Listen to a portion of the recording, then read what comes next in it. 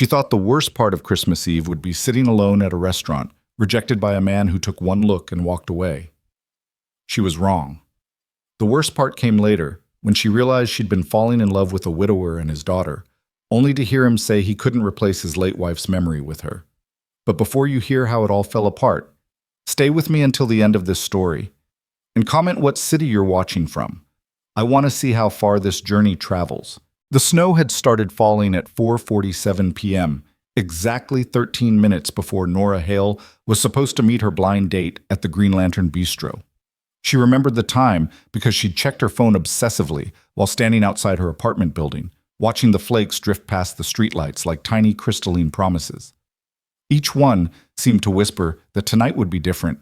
Tonight would be the night her luck finally changed. She should have known better.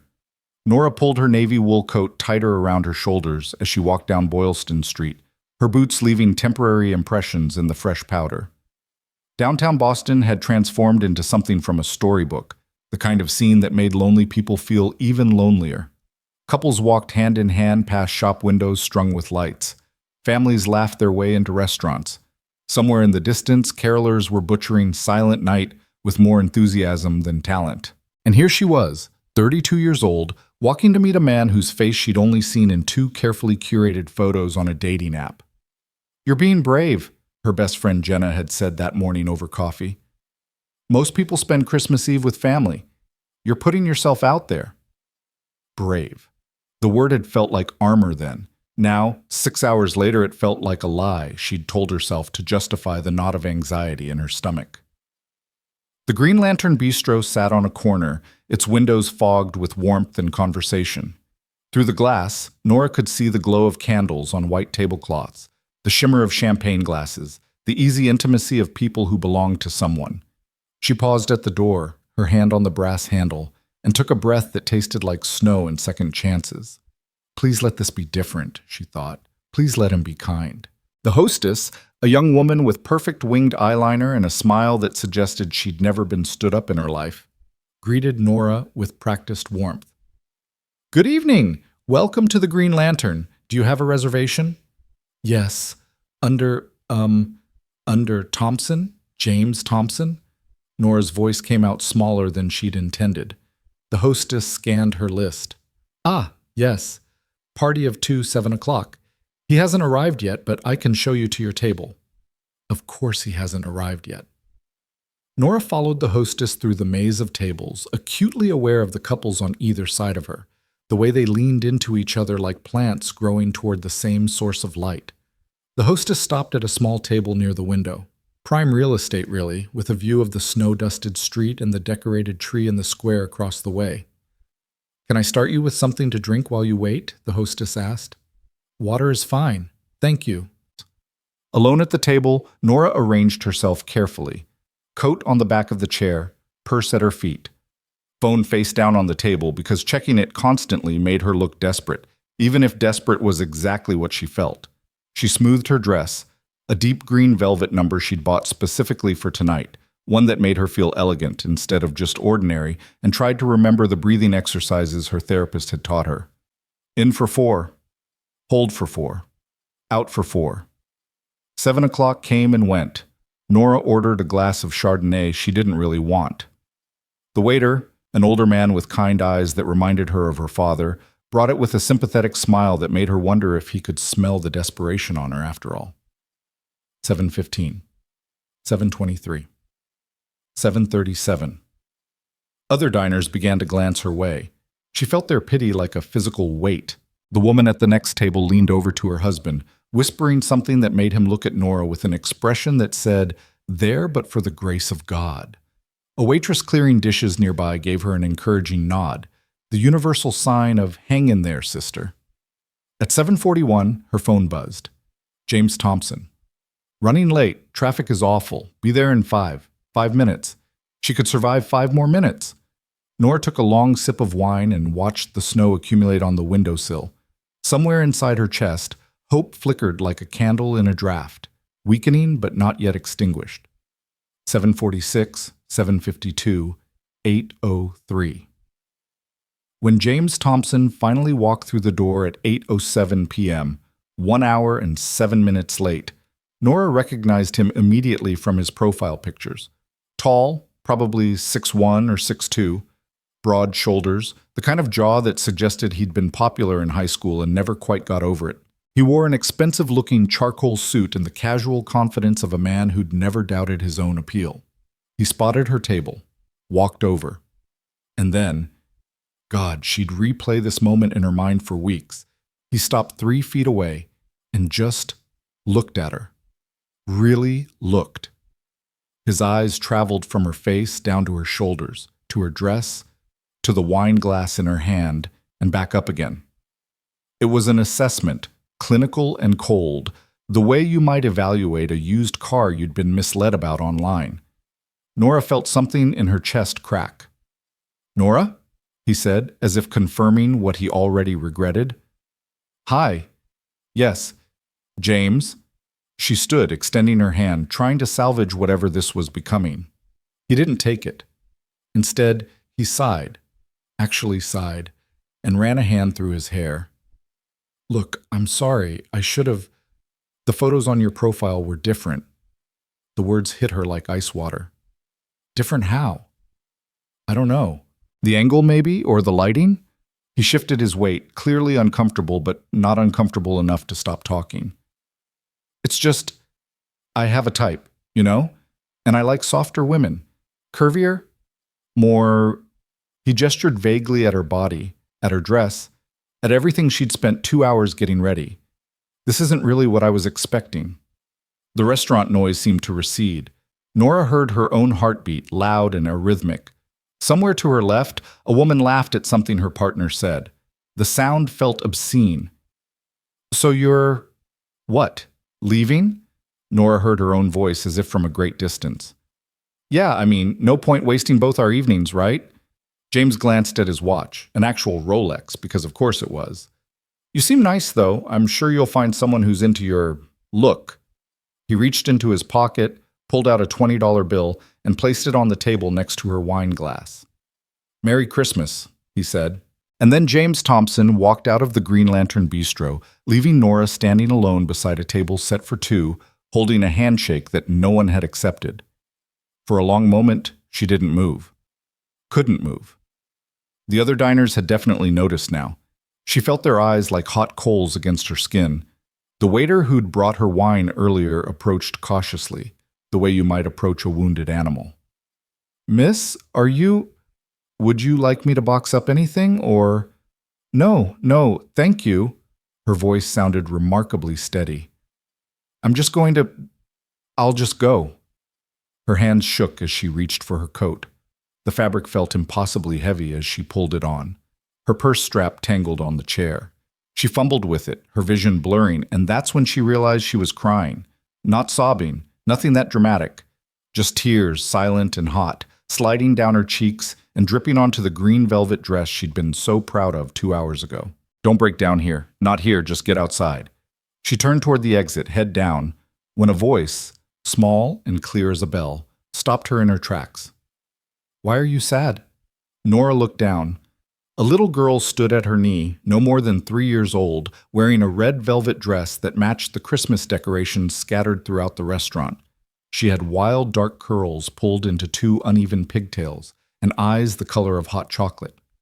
In her arms, she clutched a hand-knitted teddy bear that had seen better days, one ear partially detached and hanging by a thread. The child stared up at Nora with the kind of unfiltered concern that only small children possess, completely sincere, utterly fearless. Nora wiped at her face with the back of her hand. "I'm okay, sweetie.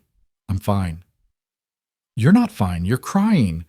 The girl said this matter-of-factly, as if pointing out that the sky was blue or snow was cold. She shifted the bear to one arm and reached up with her free hand, her tiny fingers stretching toward Nora's. "Crying means sad. Are you sad?" "Daisy! Oh my God, Daisy, I'm so sorry!" A man appeared behind the child, moving with the controlled panic of a parent whose kid has just latched onto a stranger.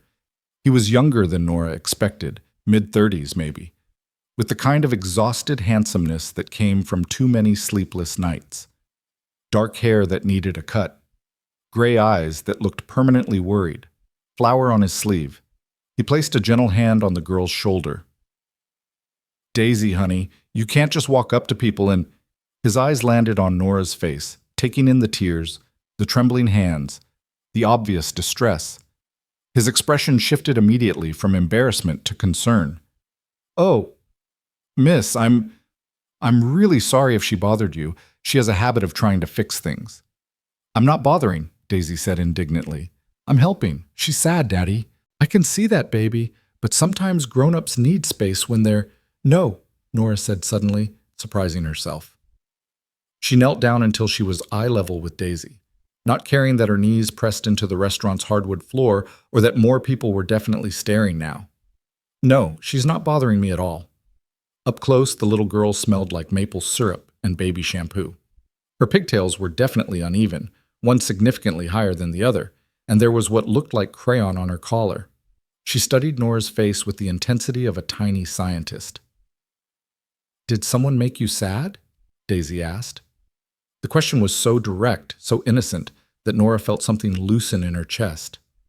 Yes, she admitted. Someone made me sad. Daisy nodded gravely, as if this confirmed her suspicions. Then, without warning, she launched herself forward and wrapped her small arms around Nora's neck. The hug was sticky and tight and smelled like children and Christmas dinner. Nora's breath caught. When was the last time someone had hugged her like this? Like she was precious. Like she mattered. She couldn't remember. Hugs fix droopy faces, Daisy whispered against her shoulder, a pronouncement that sounded like a direct quote from some parenting book. That's what my daddy says. Over the child's curls, Nora met the father's eyes. He looked mortified. I am so sorry, he said again. Daisy, we need to let the nice lady… It's okay, Nora said softly. She gently extracted herself from the hug and smiled at Daisy, the first genuine smile she'd managed all evening. Thank you. That was exactly what I needed. Daisy beamed, showing a gap where a tooth should have been. See, Daddy? I fixed her droopy face. The man ran a hand through his hair, a gesture that made him look suddenly, vulnerably human. We're working on boundaries. The concept of personal space. It's a process. It's a good quality, Nora said, standing up. Her knees protested slightly. Being kind, wanting to help. Most people find it alarming when a 3-year-old launches herself at them in restaurants. I'm not most people.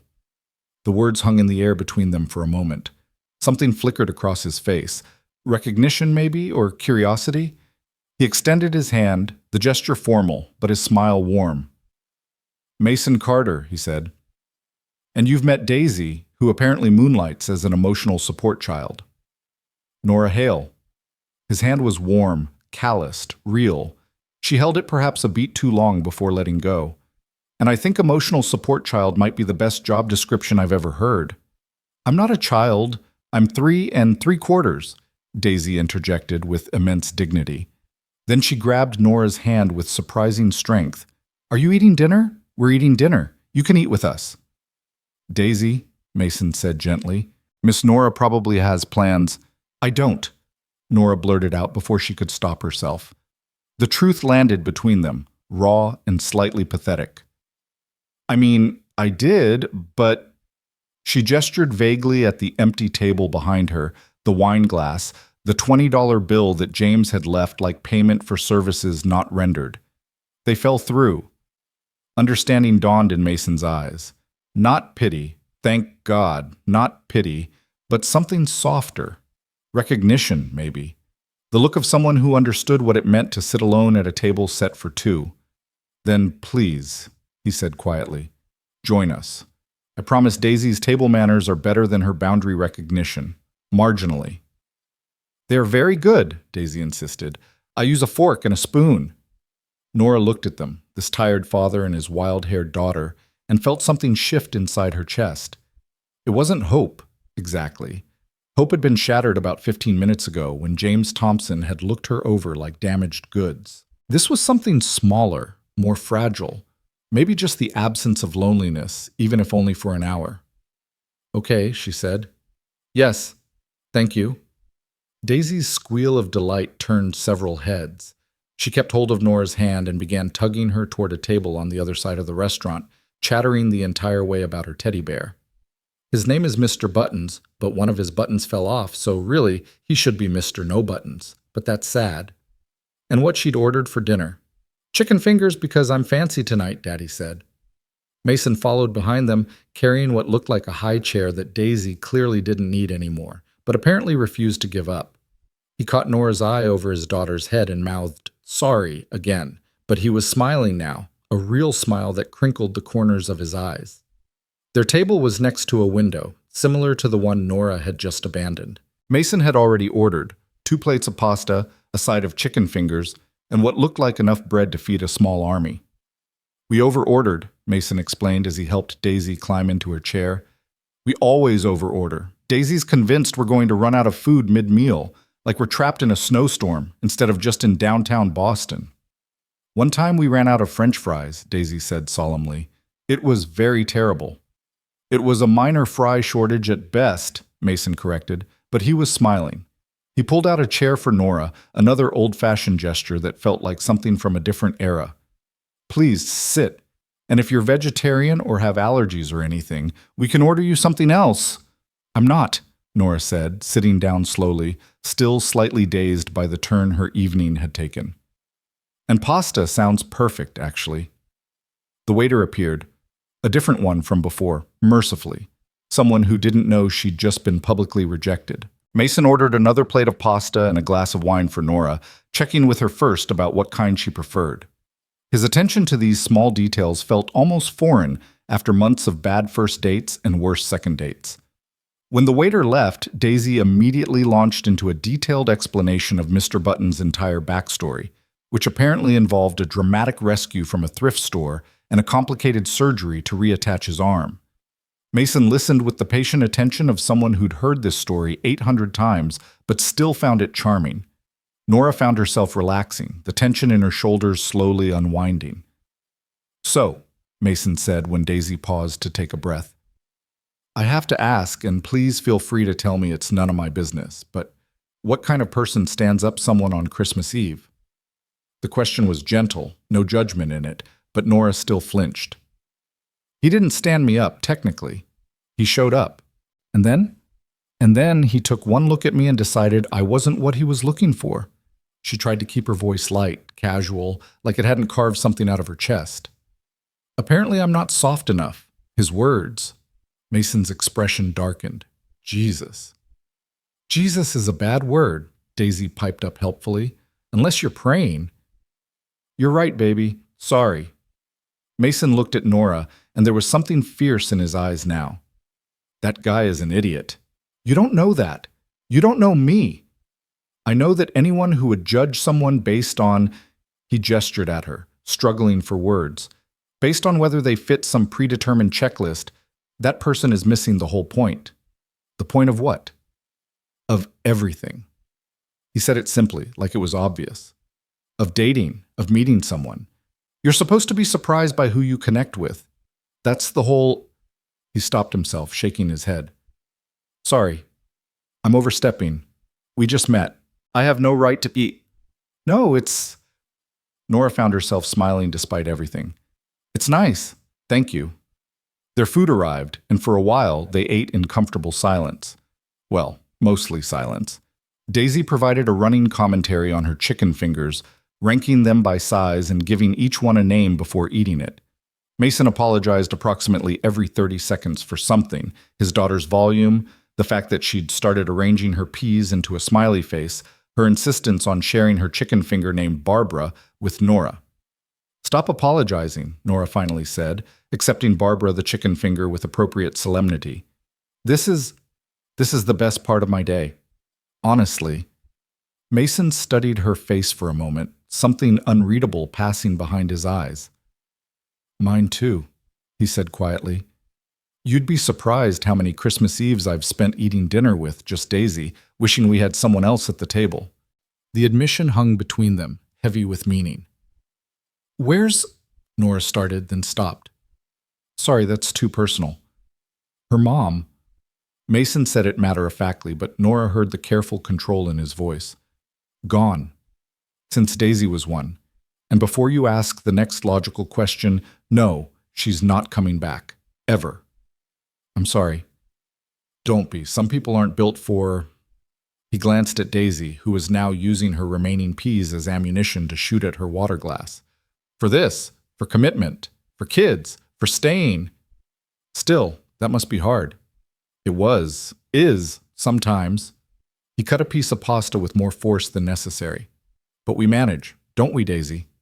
We manage very well, Daisy agreed, though she clearly had no idea what she was agreeing to. And now Nora can manage with us. Daisy, honey, Nora has her own life. But she's sad, and we're sad, and sad people should manage together. Nora felt her eyes burning again, but this time it wasn't from humiliation. You're sad?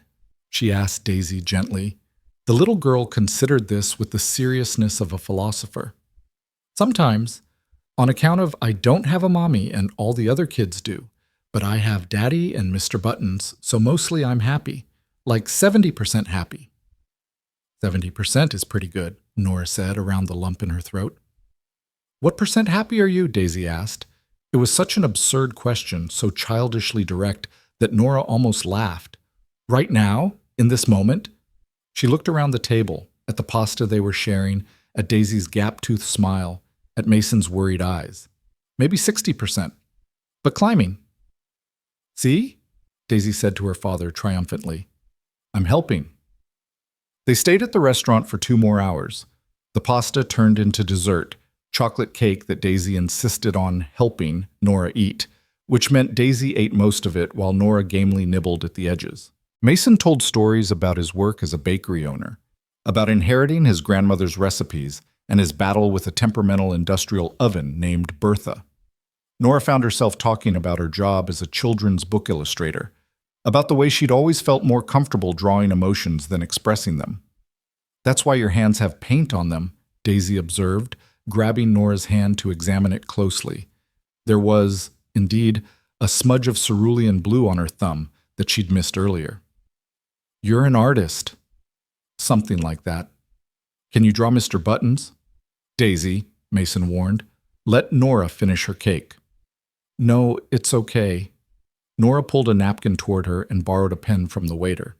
In quick, confident strokes, she sketched Mr. Buttons, slightly more handsome than his real-life counterpart, with both ears intact and a heroic expression.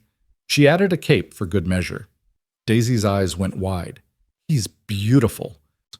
He's very dashing, Nora agreed, handing over the napkin.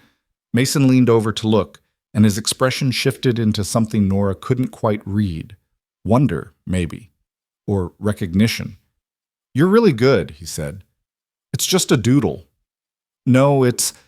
He pointed at the way she'd captured Mr. Button's personality in just a few lines. You made him look brave. How did you know he was brave? Daisy told me about the thrift store rescue. That's a brave bear. They smiled at each other over Daisy's head, and Nora felt that flutter again in her chest, the one she'd thought was permanently dead as of 2 hours ago. Eventually, the restaurant began to empty. The waiter brought the check, and Mason reached for it immediately, waving off Nora's protests. You got publicly humiliated in my restaurant, he said. The least I can do is buy you dinner. This isn't your restaurant. You know what I mean. He paid in cash, leaving a generous tip, and helped Daisy into her winter coat, a red puffer that made her look like a tiny marshmallow. Outside, the snow had intensified. Boylston Street looked like something from a movie set, the kind of Christmas scene that usually made Nora feel excluded from the magic. But standing there with Mason and Daisy, watching the snow fall through the streetlight, she felt something she hadn't expected. Belonging. Which way are you headed? Mason asked, zipping Daisy's coat up to her chin. Toward the Common. I'm on Beacon Hill. We're going that way too. Walk with us? They made their way through the snowy streets, Daisy between them, holding both their hands and swinging with each step. She chattered about everything and nothing, about how snowflakes were actually made of ice crystals shaped like stars, about how Santa was probably almost done with his deliveries, about how she'd asked for a new mommy for Christmas, but her daddy said, that's not how Santa works. Mason looked like he wanted the snow to swallow him whole. I told her Santa brings toys, not people, he explained quietly, while Daisy was distracted by a particularly impressive Christmas display. But she's convinced there's a loophole. Is there? Nora asked, surprising herself. A loophole? For someone who deserves a family? He looked at her then, really looked at her, and Nora saw something in his expression that made her breath catch. Not pity, not even kindness, just possibility. Maybe, he said softly. They reached the edge of the common, where their paths would diverge. Daisy, exhausted from dinner and excitement, had gone quiet, leaning heavily against her father's leg.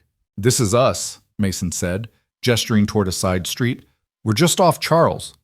"I'm up Beacon." Nora pointed in the opposite direction. They stood there in the snow, neither moving, and Nora felt the weight of the moment. This was where it would end, this strange, perfect bubble of an evening where she'd been rescued by a 3-year-old and her widowed father.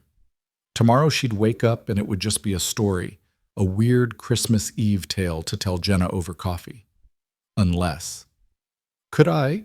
Mason started, then stopped, started again. "Would it be completely inappropriate if I asked for your number? After you fed me and let your daughter emotionally support me through a crisis? Completely inappropriate," Nora said, but she was already pulling out her phone. They exchanged numbers under the streetlight, their fingers fumbling with cold and something else. When Mason's phone buzzed with her text, she'd sent a simple "Hi, it's the woman with the droopy face." He smiled. "I'm really glad Daisy accosted you tonight," he said. "I'm really glad she did too." Daisy, half asleep, mumbled something that sounded like "new mommy" and buried her face in Mason's coat.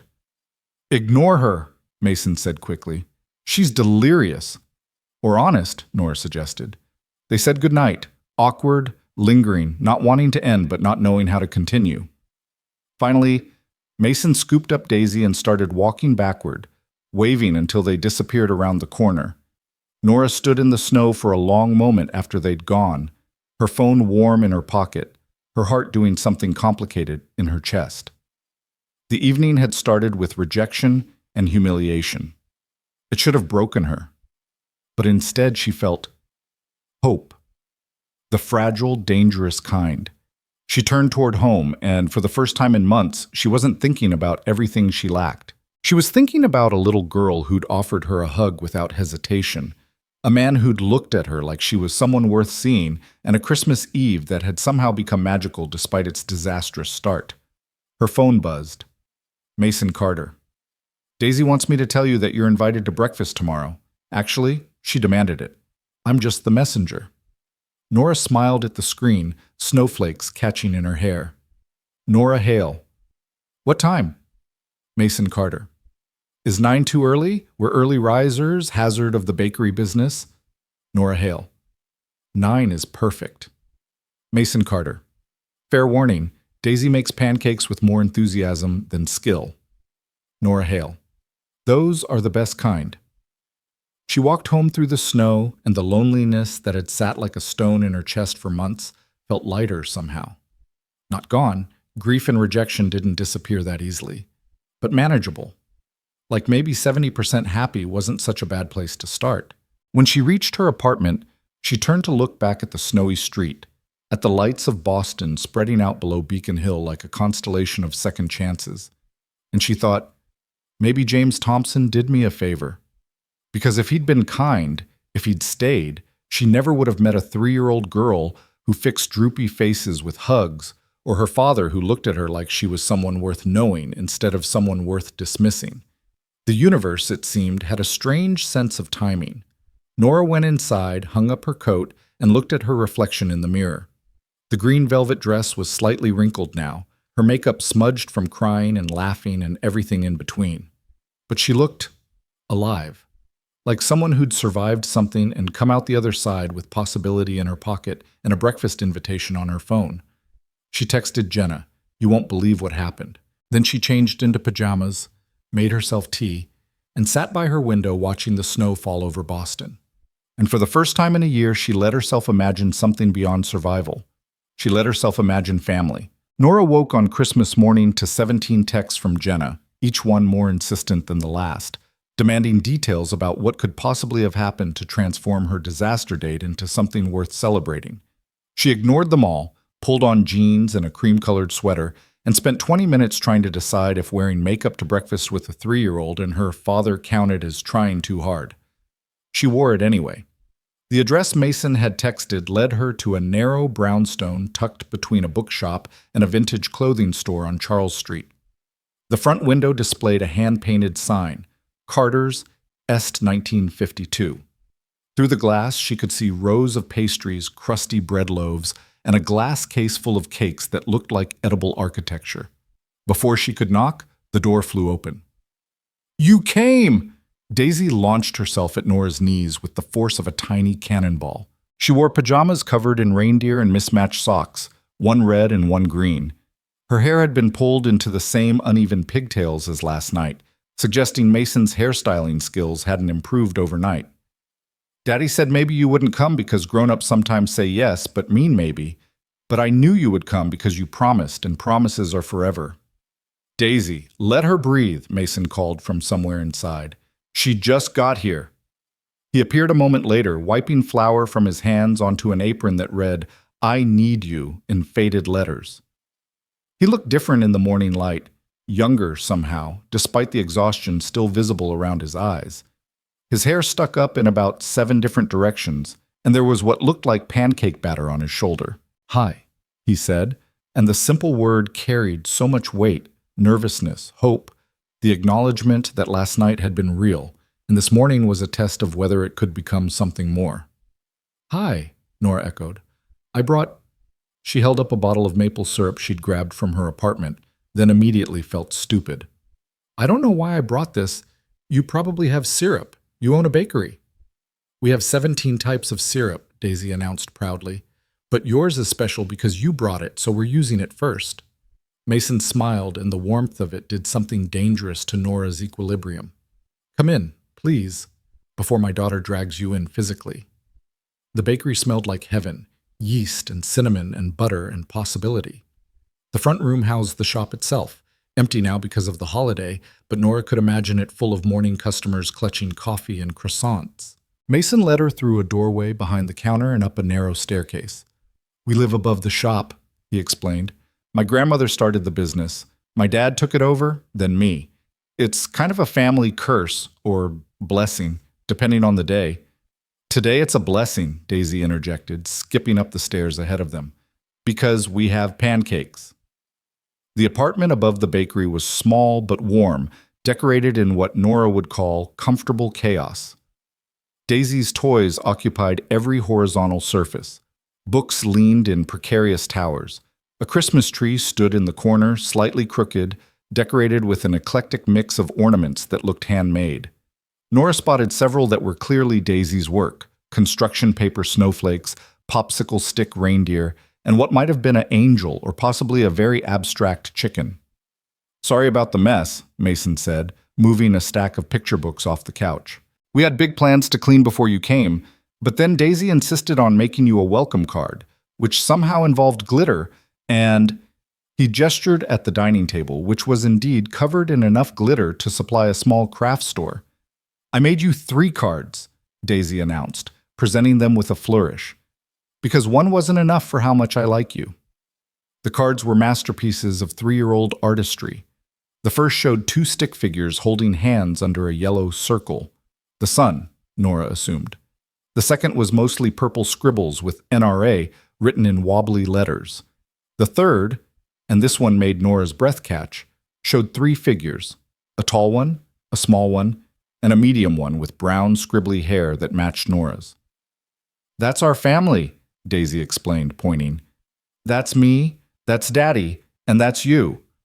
Mason's face went pale. "Daisy, honey, we talked about this. Nora is our friend. She's not—" "She could be," Daisy said stubbornly, "if she wanted." Nora knelt down until she was eye level with the little girl. "These are beautiful," she said carefully, not looking at Mason because she could feel his mortification radiating like heat. "Can I keep them? Forever and ever?" "Forever and ever." Daisy beamed and threw her arms around Nora's neck again, and over the child's shoulder, Nora finally met Mason's eyes. He mouthed, "I'm sorry," for probably the 15th time since they'd met, but Nora just shook her head slightly. She wasn't sorry. Not even a little bit. Breakfast was exactly as chaotic as promised. Daisy had indeed helped make the pancakes, which meant they came in various abstract shapes. One looked vaguely like a dinosaur, another like a blob with aspirations. Mason had also made bacon, eggs, and what he called Christmas morning cinnamon rolls that were still warm from the oven downstairs. "These are incredible," Nora said around her third bite of cinnamon roll. "Seriously, this is like eating a cloud made of sugar and butter." "That's Grandma Carter's recipe," Mason said. "She always said the secret was using way more butter than any sane person would consider necessary, and then doubling it. Your grandmother was a genius." "She really was." Something flickered across his face. Grief, maybe, or nostalgia. "She passed 3 years ago. Left me the bakery and about 10,000 recipes written on index cards in handwriting I can barely read." "But we're learning them," Daisy chimed in, her mouth full of pancake. "Sometimes they turn out wrong, and we have to feed them to the birds, but mostly they're good." "Mostly," Mason agreed. They ate at the small dining table, Daisy narrating every bite and periodically insisting on feeding Nora pieces of pancake because sharing is caring. Mason apologized less as the meal went on, settling into an easier rhythm. He told stories about learning to bake from his grandmother, about the time he'd accidentally used salt instead of sugar in a wedding cake, about the regular customer who came in every Tuesday for the same blueberry muffin and would accept no substitutes. Nora found herself relaxing in a way she hadn't in months. There was no performance here, no trying to be impressive or interesting or enough. She could just exist. Listen, laugh at Daisy's increasingly absurd explanations for why dinosaurs probably liked pancakes. After breakfast, while Mason cleaned up despite Nora's offers to help, Daisy gave her the official apartment tour. It took approximately 45 seconds because the apartment was tiny, but Daisy stretched it to 15 minutes by providing detailed backstories for every toy, book, and piece of furniture. "This is my room," she announced, pushing open a door to reveal a space that looked like a rainbow had exploded. The walls were painted lavender. The bedspread was covered in unicorns. Drawings covered every available surface, taped to walls, scattered on the floor, pinned to a corkboard that held at least 60 pieces of artwork. "You like to draw," Nora observed. "I like to draw very much." Daisy pulled out a box from under her bed, overflowing with crayons, markers, and what looked like finger paints.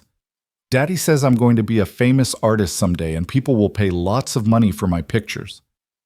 "I think your daddy is right. Can you draw with me?" Before Nora could answer, Mason appeared in the doorway. "Daisy, Nora doesn't have to—" "I'd love to," Nora interrupted. "If you have paper?" 20 minutes later, they were sprawled on the living room floor, surrounded by art supplies. Daisy drew with the intense concentration of a surgeon, her tongue poking out slightly as she worked on what she explained was a picture of Mr. Buttons fighting a dragon. Mason sat on the couch with a cup of coffee, occasionally offering commentary, but mostly just watching. Nora sketched idly, her hands moving without conscious thought. She drew what she always drew when she wasn't thinking: windows. She'd been drawing windows since she was a child, always looking in at scenes of warmth and family. A therapist had once suggested it represented her feeling of being on the outside looking in. Nora had stopped seeing that therapist. "That's pretty," Daisy said, abandoning her dragon to peer at Nora's sketch. "What is it?" "It's a window. See? You can look through it and see a family having dinner." Daisy studied it seriously. "Are they happy?" "I think so. See how they're all leaning toward each other? That means they like being together. Like us." The words hung in the air. Nora glanced up at Mason, who was staring into his coffee cup like it contained the secrets of the universe. "Yeah," Nora said softly. "Like us." They drew for another hour. Daisy created approximately 17 masterpieces, each one requiring detailed explanation and lavish praise. Mason eventually joined them on the floor, sketching stick figures that made Daisy laugh hysterically because Daddy can't draw at all. "I have other skills," he protested. "Like what?" "Like making sure you eat vegetables, like remembering to pay the electric bill, like—" He reached over and tickled Daisy's ribs, making her shriek with laughter.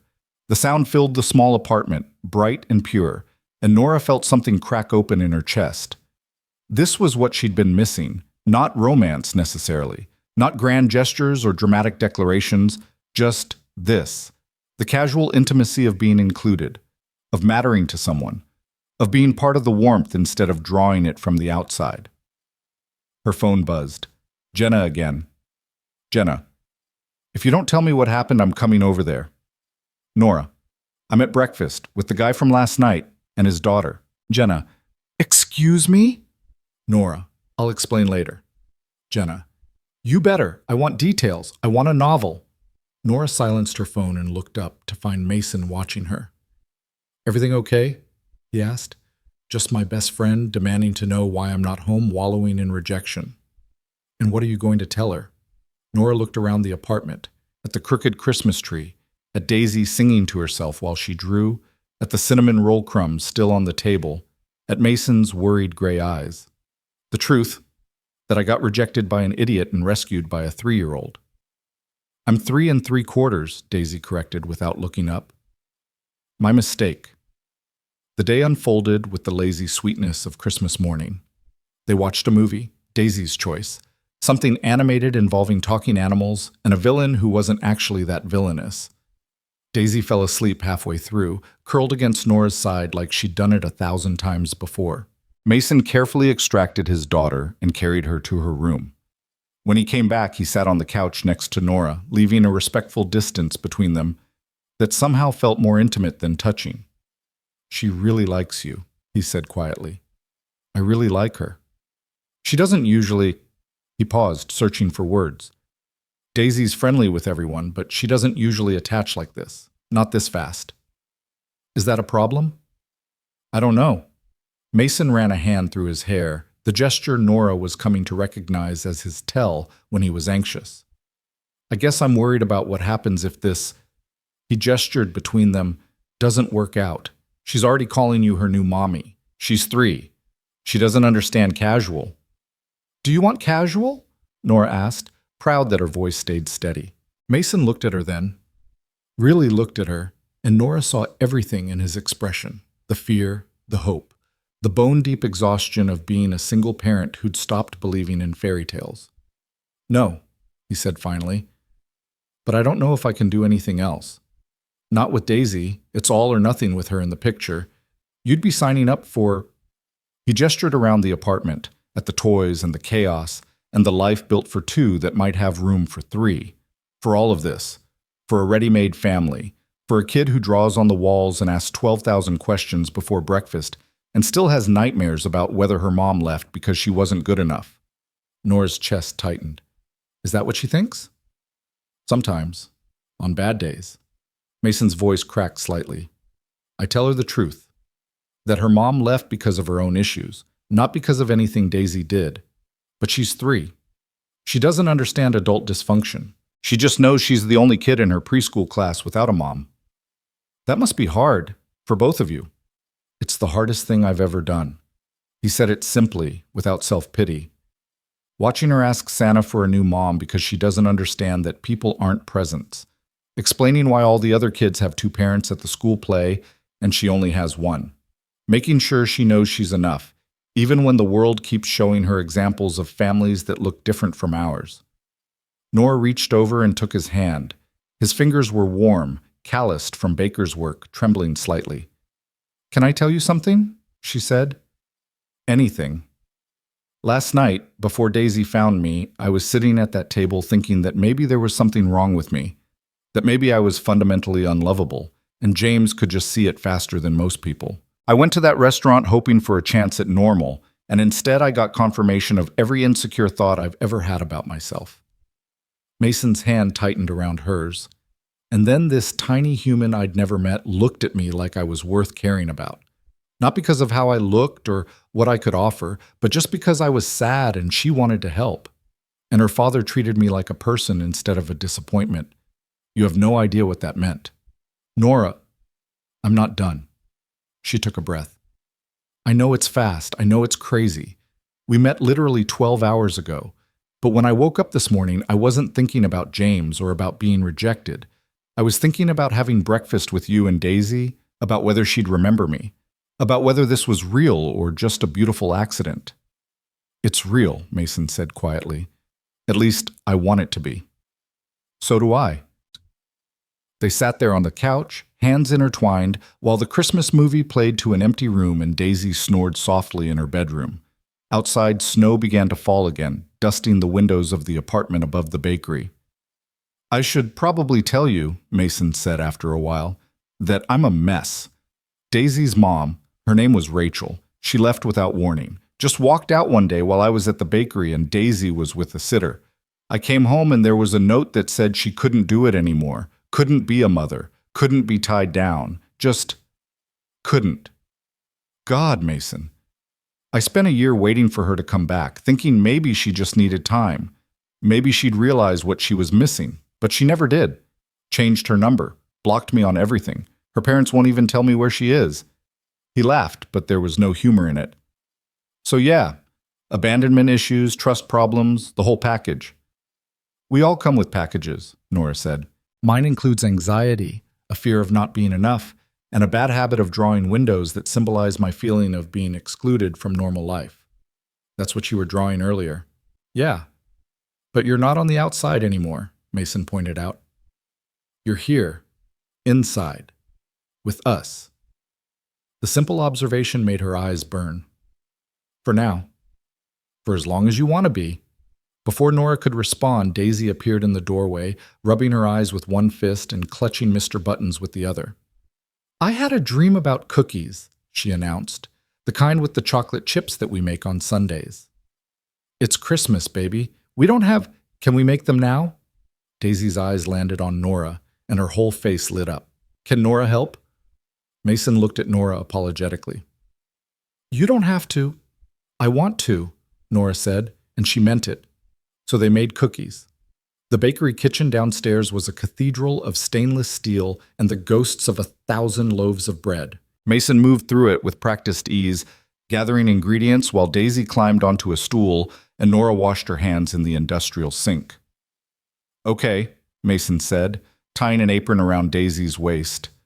What's the first rule of baking?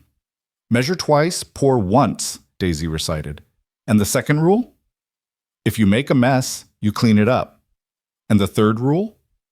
Have fun, and don't eat all the chocolate chips before they go in the dough. Mason handed Nora an apron. It was covered in flower handprints. Small ones that must be Daisy's, larger ones that were his. She tied it on and felt absurdly like she was putting on a costume for a role she'd been auditioning for her whole life. Daisy took her role as head chef very seriously. She insisted on explaining each step to Nora, even though Nora had made chocolate chip cookies approximately 8 million times. But she listened attentively as Daisy described the importance of creaming the butter and sugar, the precise technique for cracking eggs. You have to be gentle, or the shell goes in, and that's very bad. And the critical decision of chip-to-dough ratio. More chips is always better, Daisy declared. That's what Daddy says. That is not what I say, Mason protested. I say there's a balance. More chips, Daisy repeated firmly, dumping another handful into the bowl. They worked together, the three of them, in a rhythm that felt startlingly natural. Mason guided Nora through his grandmother's recipe, his hand occasionally covering hers to show her the right texture. Daisy narrated everything like she was hosting a cooking show. Flour ended up everywhere, on the counter, on the floor, on Nora's face where Daisy had accidentally dusted her while giggling. You're supposed to supervise her, Nora said to Mason, wiping flour from her cheek. I am supervising. I'm supervising you both making a mess of my kitchen. Our kitchen, Daisy corrected. And messes are part of art, Daddy, you said that. I meant metaphorical messes, not literal flour explosions. But he was smiling, the kind of smile that crinkled his eyes and made him look younger. Nora caught herself staring and looked away quickly, focusing on rolling cookie dough into perfect spheres while Daisy insisted each one needed a name. This one's Margaret, this one's Phil, this one's Sparkle Princess the Third. What happened to Sparkle Princesses 1 and 2? Nora asked. We ate them yesterday, Daisy said matter-of-factly. The cookies went into the oven, and while they baked, Daisy demanded they play hide-and-seek in the bakery. Mason tried to veto this idea, but Nora was already agreeing, and Daisy was already running off to hide. They found her behind a stack of flour bags, giggling so hard she gave herself away immediately. Then it was Nora's turn to hide. She squeezed into a supply closet and listened to Daisy's footsteps thundering through the bakery, Mason's voice gently guiding her. Warmer, colder, warmer again. When they found her, Daisy threw herself into Nora's arms with such force they both nearly toppled over. "You're good at hiding," Daisy declared, "but not good enough for me." They played 3 more rounds before the timer dinged. The cookies emerged from the oven, golden and perfect. The chocolate chips still melted and glossy. Daisy insisted they eat them immediately, despite Mason's warnings about burning their mouths. "Sometimes," he said, watching Nora and Daisy blow on hot cookies with identical expressions of impatient anticipation, "burned mouths are worth it." They ate warm cookies and drank cold milk at the prep counter, their legs dangling from tall stools. Daisy got chocolate on her face, her hands, and somehow in her hair. Mason laughed more than Nora had heard him laugh yet, and the sound did something dangerous to her heart. "Best Christmas ever," Daisy announced through a mouthful of cookie. "Don't talk with your mouth full, baby." Daisy swallowed dramatically. "Best Christmas ever." "It's pretty good," Nora agreed softly, meeting Mason's eyes over Daisy's head. "Yeah," he said. "It really is." Evening came too quickly. Nora knew she should leave. She'd been there all day, and there were limits to how much of herself she should impose on this family she'd just met. But every time she mentioned going, Daisy found another reason she should stay.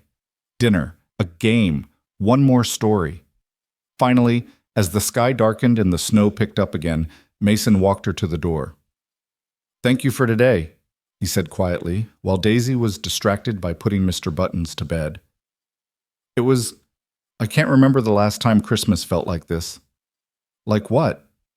"Full." He said it simply, but Nora heard everything underneath. The apartment, the day, my heart, all of it. Full. Nora reached up and touched his face, her palm against his cheek. He leaned into it, his eyes closing briefly. "Can I see you again?" he asked. "Not just once, I mean regularly, like we're doing this, for real. I'd like that. Even with all the complications? Even knowing what you'd be walking into?" "Especially knowing," Nora said. "I don't want easy, Mason. I want real." He kissed her then, soft and careful, like she was something precious he was afraid of breaking. It was nothing like the passionate kisses in movies, but it was perfect. A promise more than a declaration, a beginning instead of a peak. When they pulled apart, Daisy was standing 3 feet away, grinning. "I knew it," she crowed. "I knew you were going to be my new mommy." "Daisy, we talked about this," Mason started, but Nora was laughing, and suddenly he was laughing too, and Daisy was hugging both their legs while snow fell past the window of the bakery. Nora walked home through the snowy streets of Boston, thinking about windows and families and the strange way life could pivot on a single moment. 24 hours ago, she'd been sitting in a restaurant watching her hope shatter. Now she was walking home with the taste of Mason's kiss on her lips and the echo of Daisy's laughter in her ears. Her phone buzzed. "Mason. She's asking when you're coming back." "Nora, what did you tell her?" "Mason. That I'd ask you. So, when are you coming back?" "Nora. Tomorrow too soon?"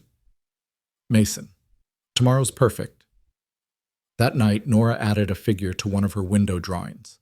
A woman with brown scribbly hair, standing on the inside looking out. Not excluded anymore, not on the outside looking in. Finally, beautifully, irrevocably inside.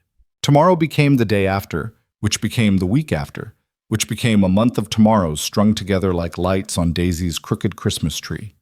Nora found herself spending more time at the apartment above the bakery than in her own place on Beacon Hill. Her toothbrush appeared in Mason's bathroom without discussion. Her favorite coffee mug claimed a spot in his cabinet.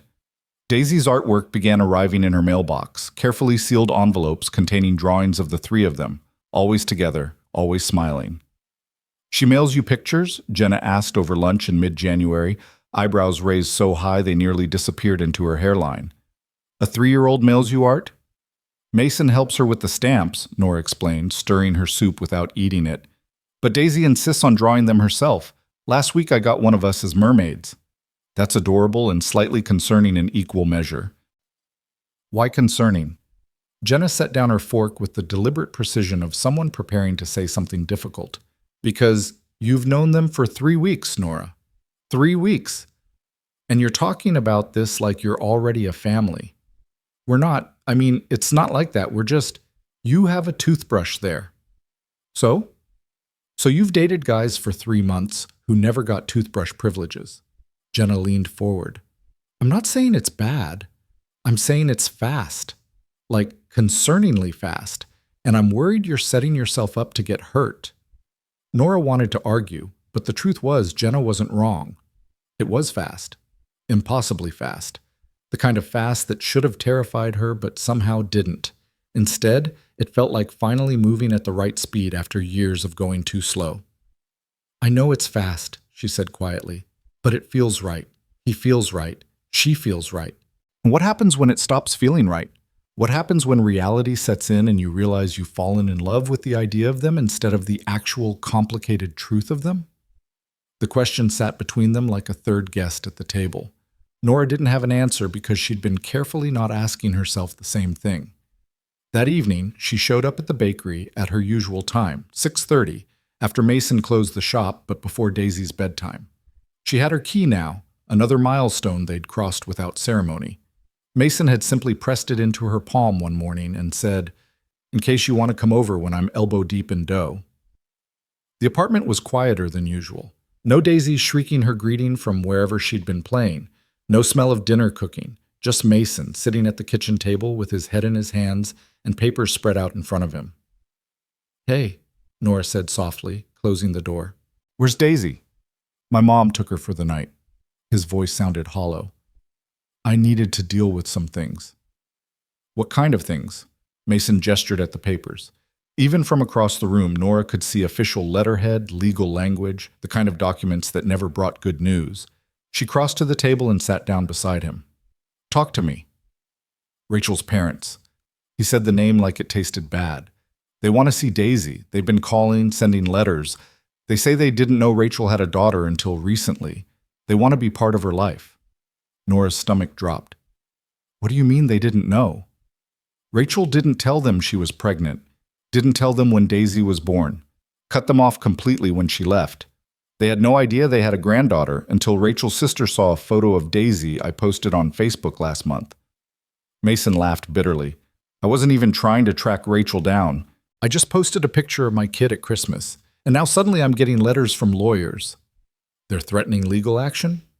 "Not yet, but their lawyer made it very clear they're prepared to pursue grandparents' rights if I don't cooperate." He pushed one of the letters toward her. "They want to meet her, have regular visitation, be a part of her life." Nora scanned the letter, her heart sinking with each line. The language was polite but firm. The Mitchells, Rachel's parents, expressed their heartbreak at missing 3 years of their granddaughter's life. They acknowledged that the situation was complicated but believed Daisy deserved to know her maternal family. They proposed a meeting to discuss arrangements. "What are you going to do?" Nora asked. "I don't know." Mason stood abruptly, pacing to the window. "Part of me wants to tell them to go to hell. They raised the woman who abandoned us. Where were they when Rachel walked out? Where were they when I was working 16-hour days trying to keep the bakery running while taking care of a 1-year-old who kept crying for her mama? And the other part of you?" "The other part knows that Daisy asks about her mom's family sometimes, asks if she has grandparents on Rachel's side, asks why she's never met them." He pressed his forehead against the cold glass. "What if they're good people? What if they could give her something I can't? What if I'm being selfish keeping them away?" Nora went to him, wrapping her arms around him from behind. He leaned back into her, his body rigid with tension. "You're the least selfish person I know," she said. "Everything you do is for her." "Is it? Or am I protecting myself? Maybe I don't want them in her life because I'm afraid they'll try to take her from me, or that they'll tell her things about Rachel that I've been trying to shield her from." "What kind of things?" Mason turned in her arms to face her. Rachel's sister mentioned in one of her emails that Rachel has struggled with mental health issues her whole life. Depression. Maybe bipolar disorder. They think that's why she left. They want to explain that to Daisy someday when she's old enough. Help her understand it wasn't her fault. That's good, isn't it? That's what you've been trying to tell her. But what if meeting them makes her want to find Rachel? What if they have contact information they'll share with her when I'm not around to manage it? What if Rachel comes back into the picture and... His voice cracked. What if she wants her back and I lose her? Mason, that's not... It could happen. He pulled away, resuming his pacing. Courts favor mothers, even mothers who abandon their kids. If Rachel showed up tomorrow with a good lawyer and a sob story about postpartum depression and mental health struggles, she could get partial custody. Maybe full custody. I could lose everything. The fear in his voice was visceral, and Nora felt her own anxiety spike in response. This was the reality Jenna had been warning about. The complications. The mess. The fact that loving Mason meant loving Daisy meant inheriting all the unresolved trauma of Rachel's abandonment. You won't lose her, Nora said, trying to sound more confident than she felt. You're her father. You've been there every single day. You don't know that. You can't promise that. No, but I can be here. I can help you figure this out. Mason stopped pacing and looked at her, really looked at her, and Nora saw something shift in his expression, something that looked like hope warring with fear. Why? He asked. Why would you sign up for this disaster? Because it's not a disaster. It's a family. Families are complicated. We're not your family, Nora. Not really. Not legally. You could walk away tomorrow, and I don't want to walk away. You say that now, but this is just the beginning. Wait until Rachel's parents show up, demanding time with Daisy. Wait until there are custody battles and family court and therapists asking Daisy who she wants to live with. Wait until... Stop! Nora crossed the room and took his face in her hands, forcing him to look at her. Stop catastrophizing. We don't know what's going to happen. Maybe her parents are good people who just want to know their granddaughter. Maybe they can be a positive addition to her life. Or maybe they'll destroy everything I've built. Then we'll deal with it together. Why do you keep saying we? The question came out almost angry. This isn't your problem. Daisy isn't your daughter. You don't owe us anything. The words hit like a slap. Nora dropped her hands and stepped back. Is that what you think? She asked quietly. That I'm here out of obligation? I think you're a good person who got swept up in a fairy tale. Little girl needs a mom. Lonely woman wants to be needed. Everyone gets their happy ending. Mason's voice was getting louder, years of fear and frustration bubbling to the surface. But this isn't a fairy tale, Nora. This is real life. Messy, complicated, potentially legally devastating real life. I know that. Do you? Because from where I'm standing, it looks like you're playing house, coming over for dinner, drawing with Daisy, sleeping in my bed. But when things get hard, and they will get hard, what's keeping you here? What's stopping you from deciding this is too much and walking away just like Rachel did? The comparison stole Nora's breath. That's not fair. None of this is fair, Mason shouted.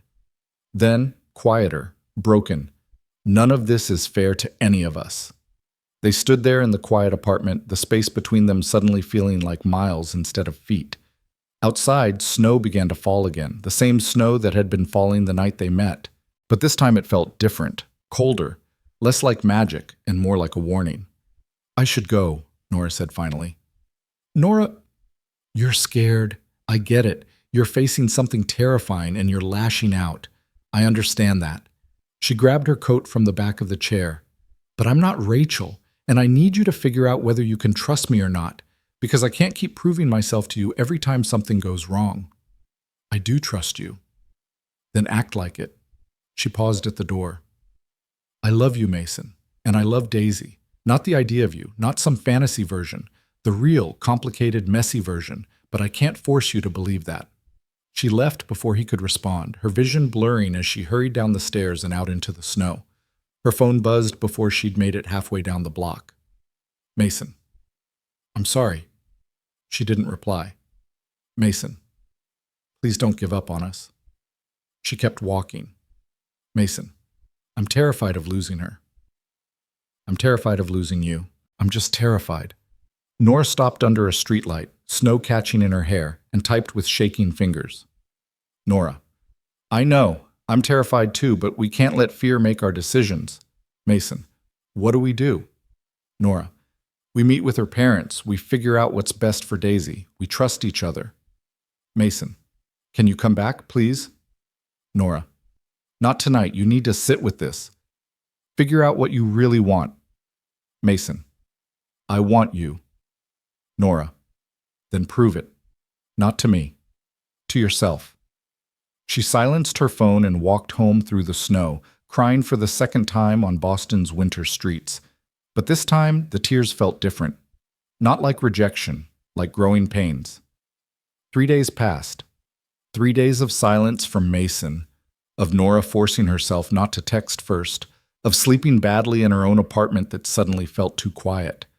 She threw herself into work, finishing illustrations for a children's book about a mouse who was afraid of everything. The irony wasn't lost on her. Jenna called twice. Nora let both calls go to voicemail. On the 4th day, Daisy showed up at her door. Actually, Daisy and Mason's mother showed up at her door. Nora had met Vivian Carter exactly once, briefly, when she'd come to pick up Daisy for a play date.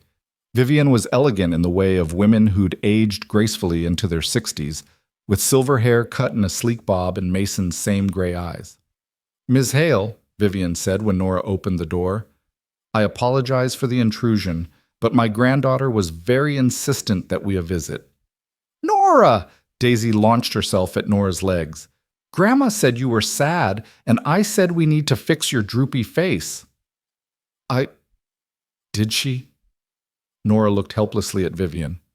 May we come in? Vivian asked. I promise we won't take much of your time.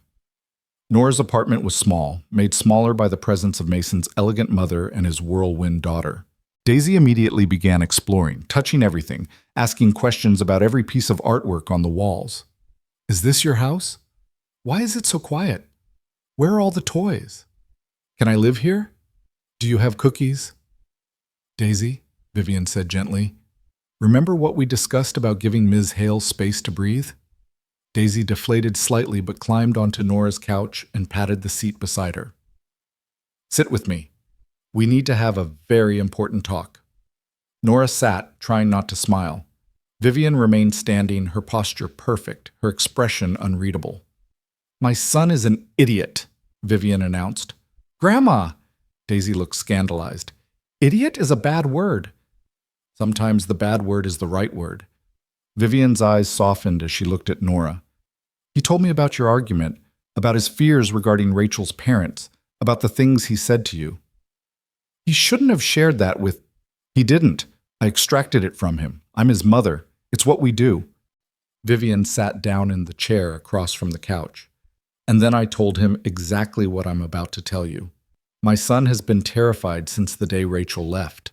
Terrified of failing as a father. Terrified of Daisy getting hurt. Terrified of anyone getting close enough to leave him again. I wasn't going to leave. I know, and deep down he knows too, but fear doesn't listen to logic. Vivian leaned forward. I liked my daughter-in-law. Rachel was charming and beautiful, and I truly believed she loved my son. But she was also deeply troubled in ways none of us fully understood. When she left, it broke something in Mason, made him believe that love was something that could be revoked without warning. Daisy had gone quiet, playing with Mr. Buttons, but clearly listening. I'm not Rachel, Nora said. No, you're nothing like her. Vivian smiled, and it transformed her whole face. Rachel never looked at Daisy the way you do, like she's precious, like she's yours. Rachel loved Daisy, I believe that, but she loved her own freedom more. You don't have that conflict. You look at my granddaughter like she's the sun. She kind of is, Nora admitted, looking at Daisy.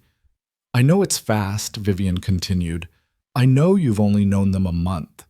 I know every rational person would tell you to slow down. But I've watched you with them.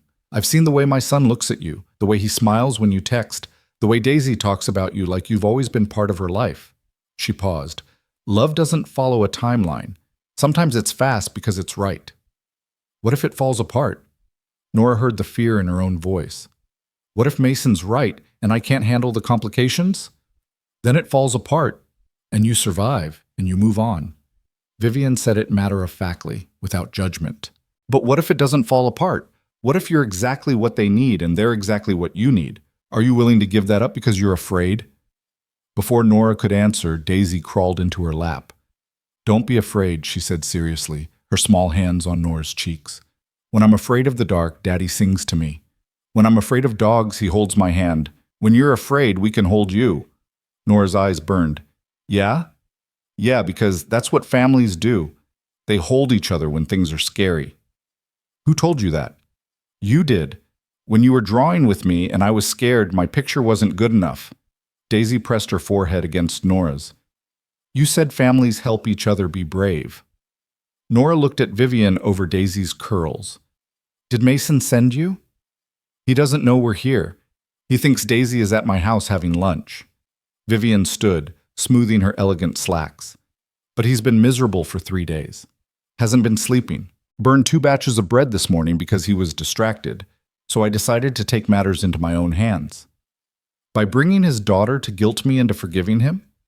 By bringing his daughter to remind you why you started this in the first place.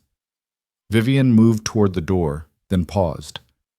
There's a fundraiser tonight. At the Fairmont.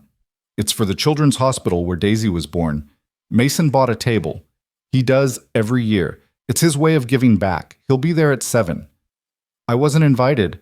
You're inviting yourself. Wear something nice. Vivian smiled. And Ms. Hale?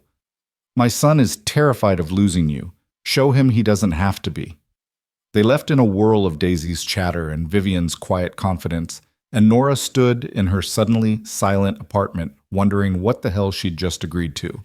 She texted Jenna. Nora, I need a dress. Something that says, I'm not going anywhere, but I'm also not a pushover. Jenna, finally. I'll be there in 20 minutes. And you're telling me everything. The Fairmont's ballroom glittered like something from a dream. Crystal chandeliers, white-clothed tables, women in evening gowns and men in tuxedos. Nora felt underdressed in the simple black dress Jenna had convinced her to buy, until she saw Mason across the room and forgot to feel anything except nervous. He stood near a silent auction table, wearing a suit that fit him perfectly and looking like he hadn't slept in days. His mother was beside him, whispering something in his ear. He shook his head, his expression miserable. Then Vivian pointed directly at Nora. Mason's head snapped up. Their eyes met across the crowded ballroom, and Nora saw everything in his face. Surprise, hope, fear, longing. He moved toward her immediately, weaving through tables and guests, never breaking eye contact. You came, he said when he reached her. Your mother is very persuasive. She brought Daisy to your apartment, didn't she? She said she was taking her to lunch. She did take her to lunch. My lunch. Nora straightened her shoulders. We need to talk. I know. I've been trying to figure out what to say, how to apologize for, not here. She glanced around at the fundraiser guests who were definitely watching them. Is there somewhere private? Mason led her out of the ballroom, down a hallway, and into a small private library that the hotel apparently kept for guests. The noise of the party faded behind the heavy door. Books lined the walls. A fire crackled in the fireplace. It was absurdly romantic, and Nora tried not to let that affect her. I'm sorry, Mason said immediately. I'm so sorry. You were right. I was scared, and I lashed out, and I compared you to Rachel, and that was hurtful. Unforgivable. Not unforgivable, but hurtful. Nora sat on the leather couch facing the fire. You're not the only one who's scared, Mason. I'm terrified. I'm terrified of carrying this much this fast. I'm terrified of Daisy getting attached to me and then something going wrong. I'm terrified of not being enough for either of you. You're more than enough. Then trust me. Trust that I'm choosing this. Choosing you, both of you, complications and all. Mason knelt in front of her, taking her hands. I met with Rachel's parents yesterday. Nora's breath caught. You did? I called them the morning after you left, told them I'd meet them for coffee. No lawyers, just a conversation. He squeezed her hands. They're good people, Nora. They're heartbroken that they missed so much of Daisy's life. They don't want to take her from me. They just want to know her. How do you feel about that? Scared, but also Relieved? They told me things about Rachel that helped me understand, about her struggles with mental illness, about how she'd always run when things got hard, even as a kid. They think she left because she was spiraling and didn't want Daisy to see her that way. That doesn't excuse what she did. No, but it helps explain it. And they want to help Daisy understand someday that it wasn't about her, that it was never about her. Nora felt tears prick her eyes. That's good. That's really good. They asked about you, Mason said quietly. What? I told them about you, about how you came into our lives, about how Daisy adores you, about how I'm falling in love with you. He said it simply, without drama, like he was stating a fact as obvious as the sky being blue. And Rachel's mother said it sounded like Daisy was getting the mother she deserved, the one who chose to stay. Nora couldn't speak around the lump in her throat. I'm sorry I made you doubt that you belonged with us, Mason continued. I'm sorry I let my fear make you feel like you were temporary. You're not temporary, Nora. You're the person I want beside me when things get hard. You're the person I want to share good news with. You're the person I want Daisy to call mom someday, if that's what she wants and what you want. Mason, you don't have to answer now. I know it's fast. I know it's crazy. But I need you to know that I'm all in, completely, terrifyingly all in. He stood, pulling her up with him. So if you'll have us, both of us, with all our complications and our trauma and our occasional tendency to self-sabotage, we're yours. Nora kissed him then, hard and deep, pouring every ounce of fear and hope and love into it. When they broke apart, they were both crying. I'm all in too, she whispered. Completely, terrifyingly all in. They returned to the fundraiser hand in hand. Vivian saw them and smiled knowingly.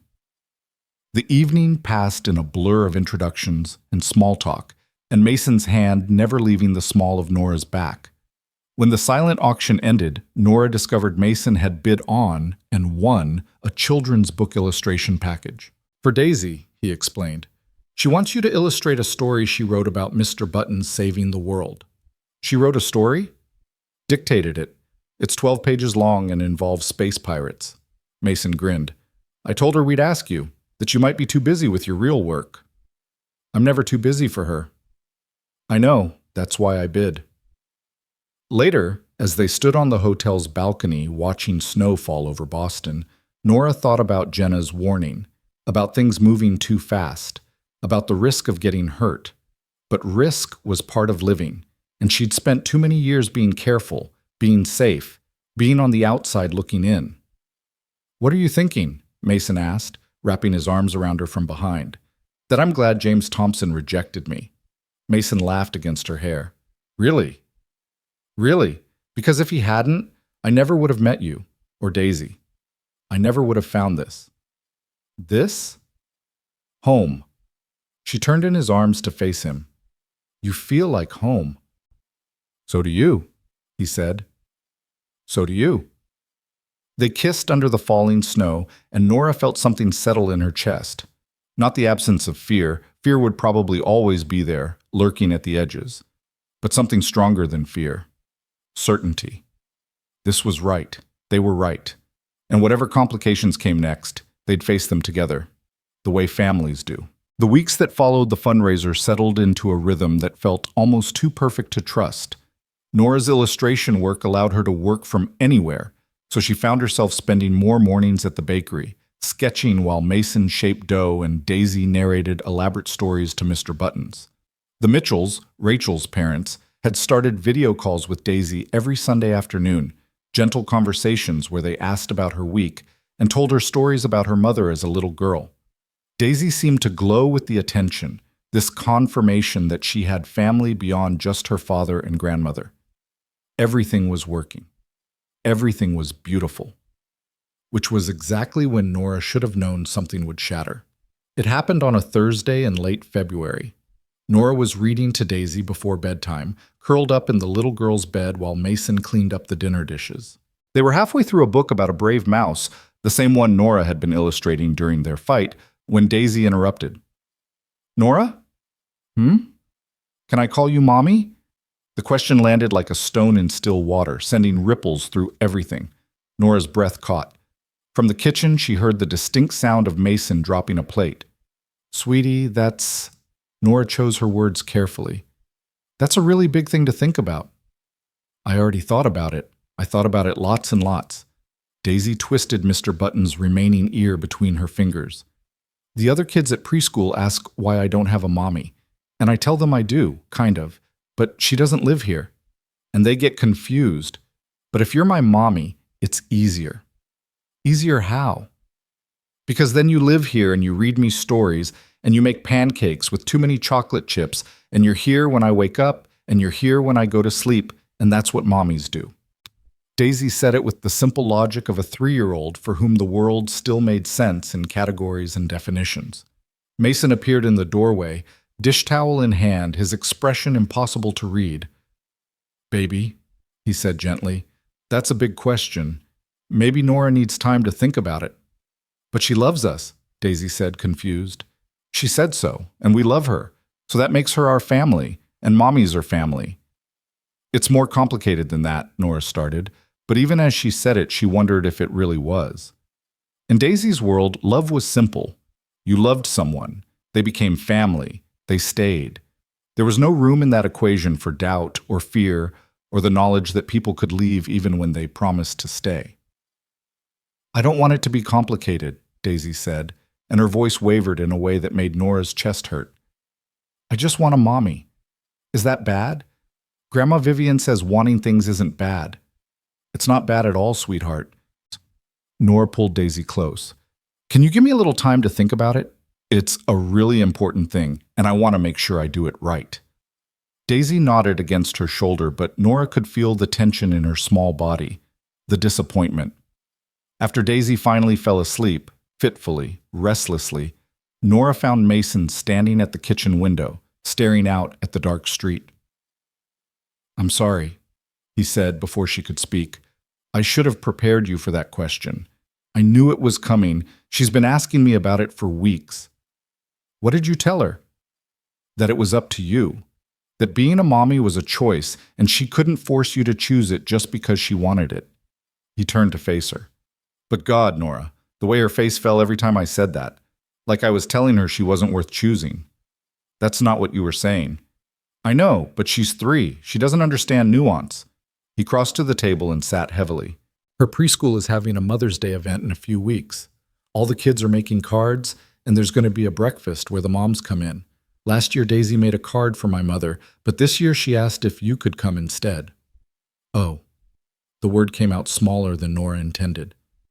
I told her I'd ask you. But Nora, if you're not ready for that, if this is too much too fast, please tell me now. Because if you come to that breakfast, if you let her introduce you as her mom, there's no going back. She'll build everything around that identity. And if you change your mind later, I won't change my mind. You can't know that.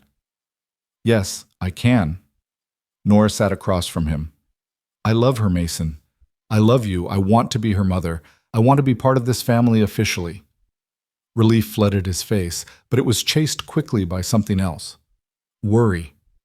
There's something I need to tell you, he said quietly. Something I should have told you weeks ago. Nora's stomach dropped. What? The fundraiser? The one at the Fairmont? Mason wouldn't meet her eyes. It wasn't just for the children's hospital. It was also honoring people who've made significant contributions to the hospital. One of the people being honored was Rachel's father, Thomas Mitchell. The name hung in the air between them. He was there? Nora asked. At the fundraiser? You knew he'd be there? I knew. That's why I go every year. It's the one place I can see him without it being weird, where I can remind myself that Daisy has family out there who might actually care about her, even if they've been absent. Did you talk to him? Briefly, before you arrived. Mason finally looked at her. I introduced myself, told him who I was, who Daisy was. He already knew from my phone call earlier that week, but seeing his face when I said her name, Nora, he had tears in his eyes. And you didn't think to mention this? I wanted to tell you. I started to tell you a dozen times, but we were in such a good place, and I was terrified that mentioning Rachel's family again would make you run. He reached for her hand. I'm sorry. I should have trusted you. Nora pulled her hand back, anger flaring hot in her chest. You're right. You should have. We just went through this, Mason. We just had this fight about trust and honesty and not keeping things from each other. I know. Do you? Because it seems like every time things get complicated, your first instinct is to shut me out. She stood, pacing to the window where he'd been standing minutes before. What else haven't you told me? What other surprises are waiting? Nothing, I swear. How am I supposed to believe that? The question hung heavy between them. In Daisy's room, they could hear her stirring, murmuring in her sleep. The sound was a reminder of what was at stake. Not just a relationship between two adults, but a child's heart, a child's trust. The Mitchells want to meet her in person, Mason said quietly. They've asked if they can come to Boston. Take her to the aquarium, maybe. Spend a day with her. When? Next weekend. They'd like you to come too, if you're comfortable with it. Mason stood, moving toward her slowly, like she was something that might spook. Thomas said he'd like to meet the woman his granddaughter talks about on their video calls, the one Daisy calls my Nora. My Nora. The possessive made her chest ache. She introduces you that way to everyone now. This is my Nora. She draws and makes pancakes and fixes my droopy face. Mason's voice cracked. You're already her mother in every way that matters. I'm just asking if you're ready to make it official. Not just for her, for me too. Nora turned to face him. What are you saying? I'm saying I want you to move in. I want you here every morning and every night. I want your stuff in my bathroom and your art on the walls and your coffee mug in the cabinet. He closed the distance between them. I want to make this real, legal, permanent. I want to give you every reason to trust that I'm not going anywhere and every proof that I believe you're not going anywhere either. Mason, I'm not asking you to marry me, not yet, but I'm asking you to build a life with us, officially, completely. He cupped her face in his hands. Please don't let my fear and my mistakes chase you away from the family you deserve. I'm not going anywhere, Nora said, and she meant it. Despite the anger, despite the fear, despite every rational voice in her head screaming that this was too fast and too complicated. But you have to promise me something. Anything. No more secrets, no more protecting me from difficult information. If we're doing this, if I'm going to be Daisy's mother and your partner, then I need to know everything. The good, the bad, and the terrifying. I promise. Say it like you mean it. Mason pressed his forehead to hers. I promise. No more secrets. No more shutting you out. You're in this with us. Which means you get all of it. The whole messy truth. They stood there in the quiet kitchen, holding each other while the city hummed outside and Daisy dreamed in the next room. And Nora thought about the question the little girl had asked. Could she call her mommy? The answer was yes. Had always been yes, even when Nora was too scared to admit it to herself.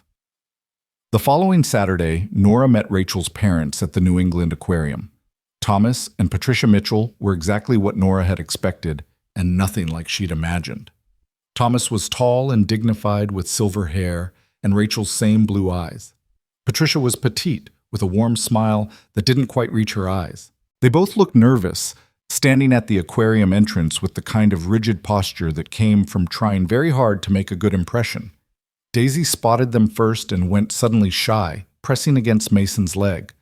That's your grandma and grandpa, Mason said gently. Remember?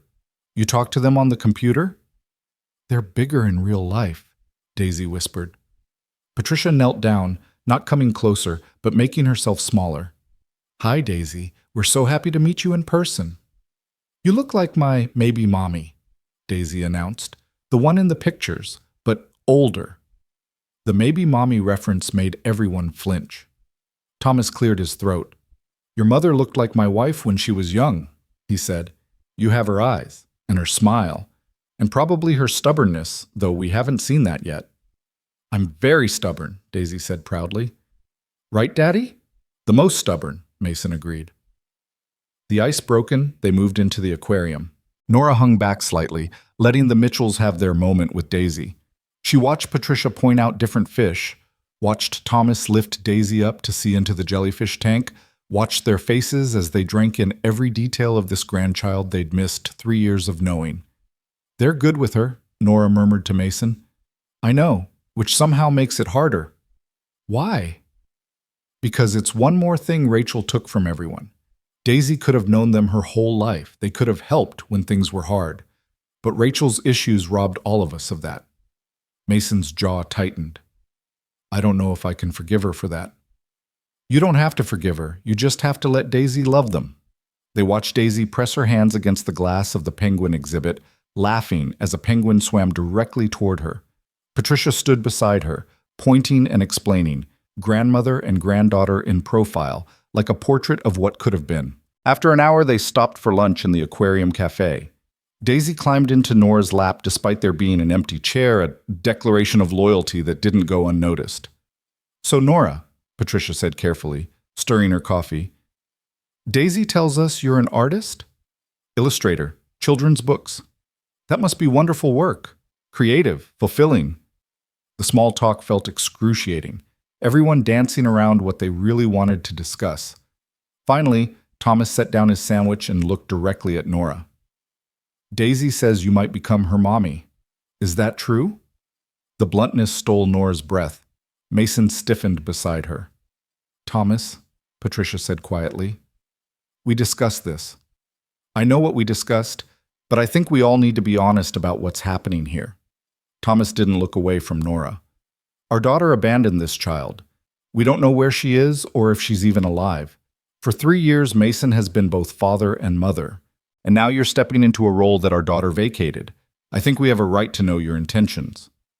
With respect, sir, you don't have a right to anything, Mason said, his voice hard. You haven't been here. You haven't earned the right to question. It's okay, Nora interrupted. She met Thomas's gaze directly. You want to know if I'm serious about Daisy, if I'm going to stick around, or if I'm going to do what Rachel did and disappear when things get hard. In a word, yes. I'm not Rachel. Nora felt Daisy's small body tense in her lap and lowered her voice. I didn't give birth to Daisy. I don't have a biological claim to her, but I choose her. Every single day, I choose her. And I choose Mason. That's the difference. Rachel was stuck with a responsibility she didn't want. I'm volunteering for a life I desperately do want. Patricia's eyes filled with tears. Our daughter was sick.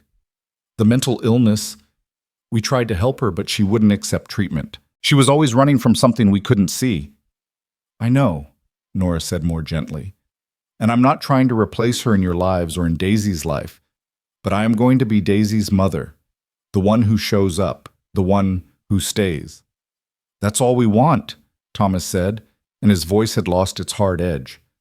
For someone to love her the way she deserves, to give her the stability Rachel couldn't. Daisy, who'd been unusually quiet, suddenly spoke up. Are you done talking about my maybe mommy? Because I want to see the sharks and sharks don't wait. The adults laughed, grateful for the interruption.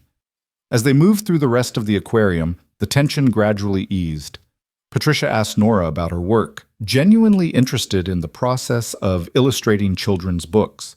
Thomas told stories about Rachel as a child, carefully chosen ones that painted her as adventurous rather than troubled. Daisy absorbed it all, this narrative of a mother she didn't remember but was slowly learning to know. At the gift shop, Thomas bought Daisy a stuffed penguin that she immediately named Grandpa Tom Jr. Patricia's hand shook as she stroked Daisy's hair, 3 years of missed hugs compressed into a single gentle touch. When they said goodbye, Patricia hugged Nora. Thank you, she whispered, for loving her, for being what our daughter couldn't be. I'm not doing it for Rachel, Nora said. I'm doing it for Daisy, and for me. I know, that's why it means everything. The drive home was quiet.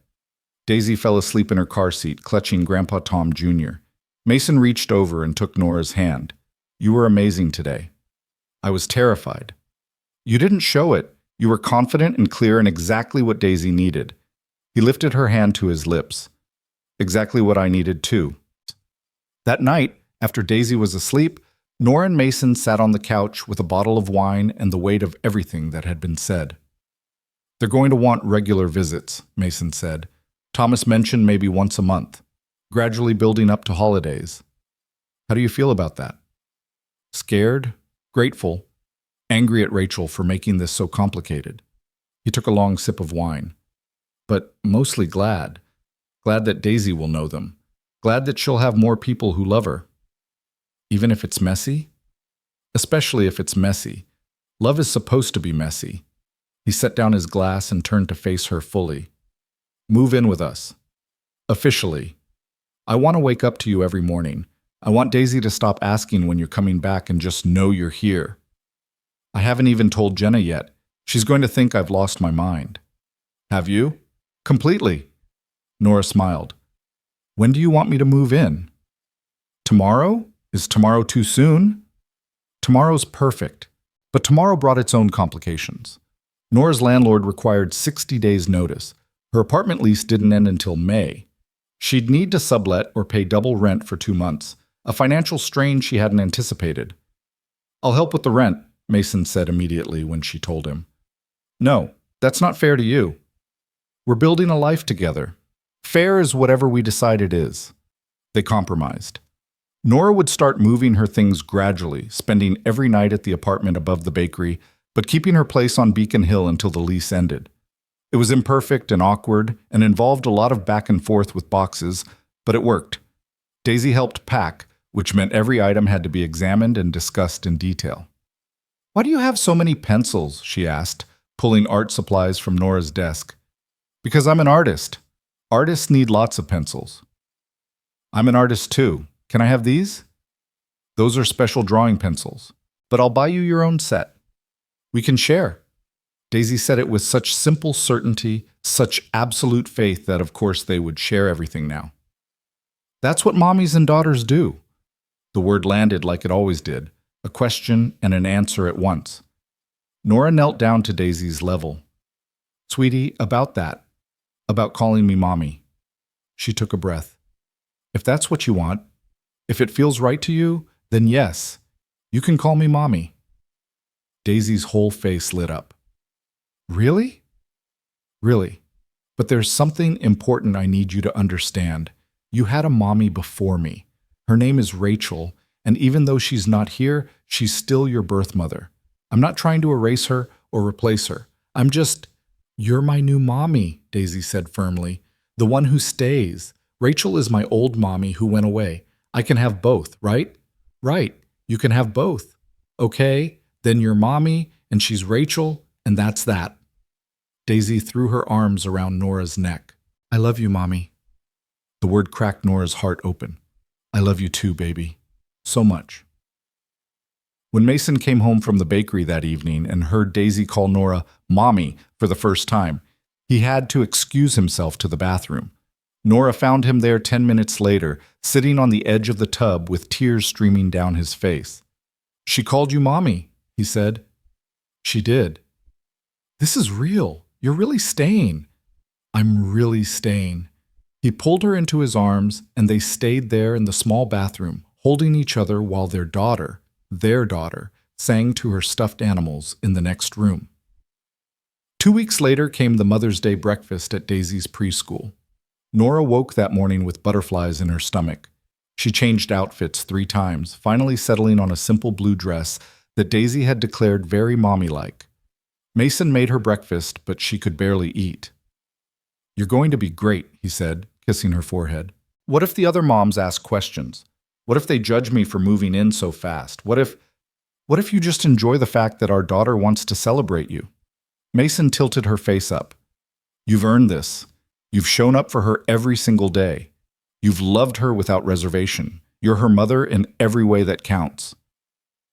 The preschool had decorated the small classroom with handmade cards and wilting flowers in plastic vases.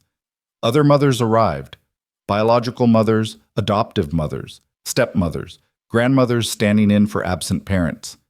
Nora realized she wasn't the only non-traditional mother there, and something in her chest unclenched slightly. Daisy grabbed her hand the moment she arrived and dragged her to a display board covered in children's artwork. That's mine, she announced proudly, pointing to a painting that was mostly purple swirls with some yellow blobs. It's you and me and Daddy and Mr. Buttons. We're at the park. It's beautiful. I know. Daisy's confidence was absolute. And look what I made you. She handed Nora a card decorated with stickers, glitter, and what might have been macaroni glued in the shape of a flower.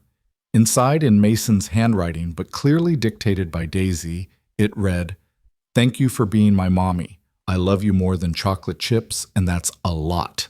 Love, Daisy." Nora's vision blurred. "Do you like it?" Daisy asked anxiously. "I love it. It's the best card I've ever received."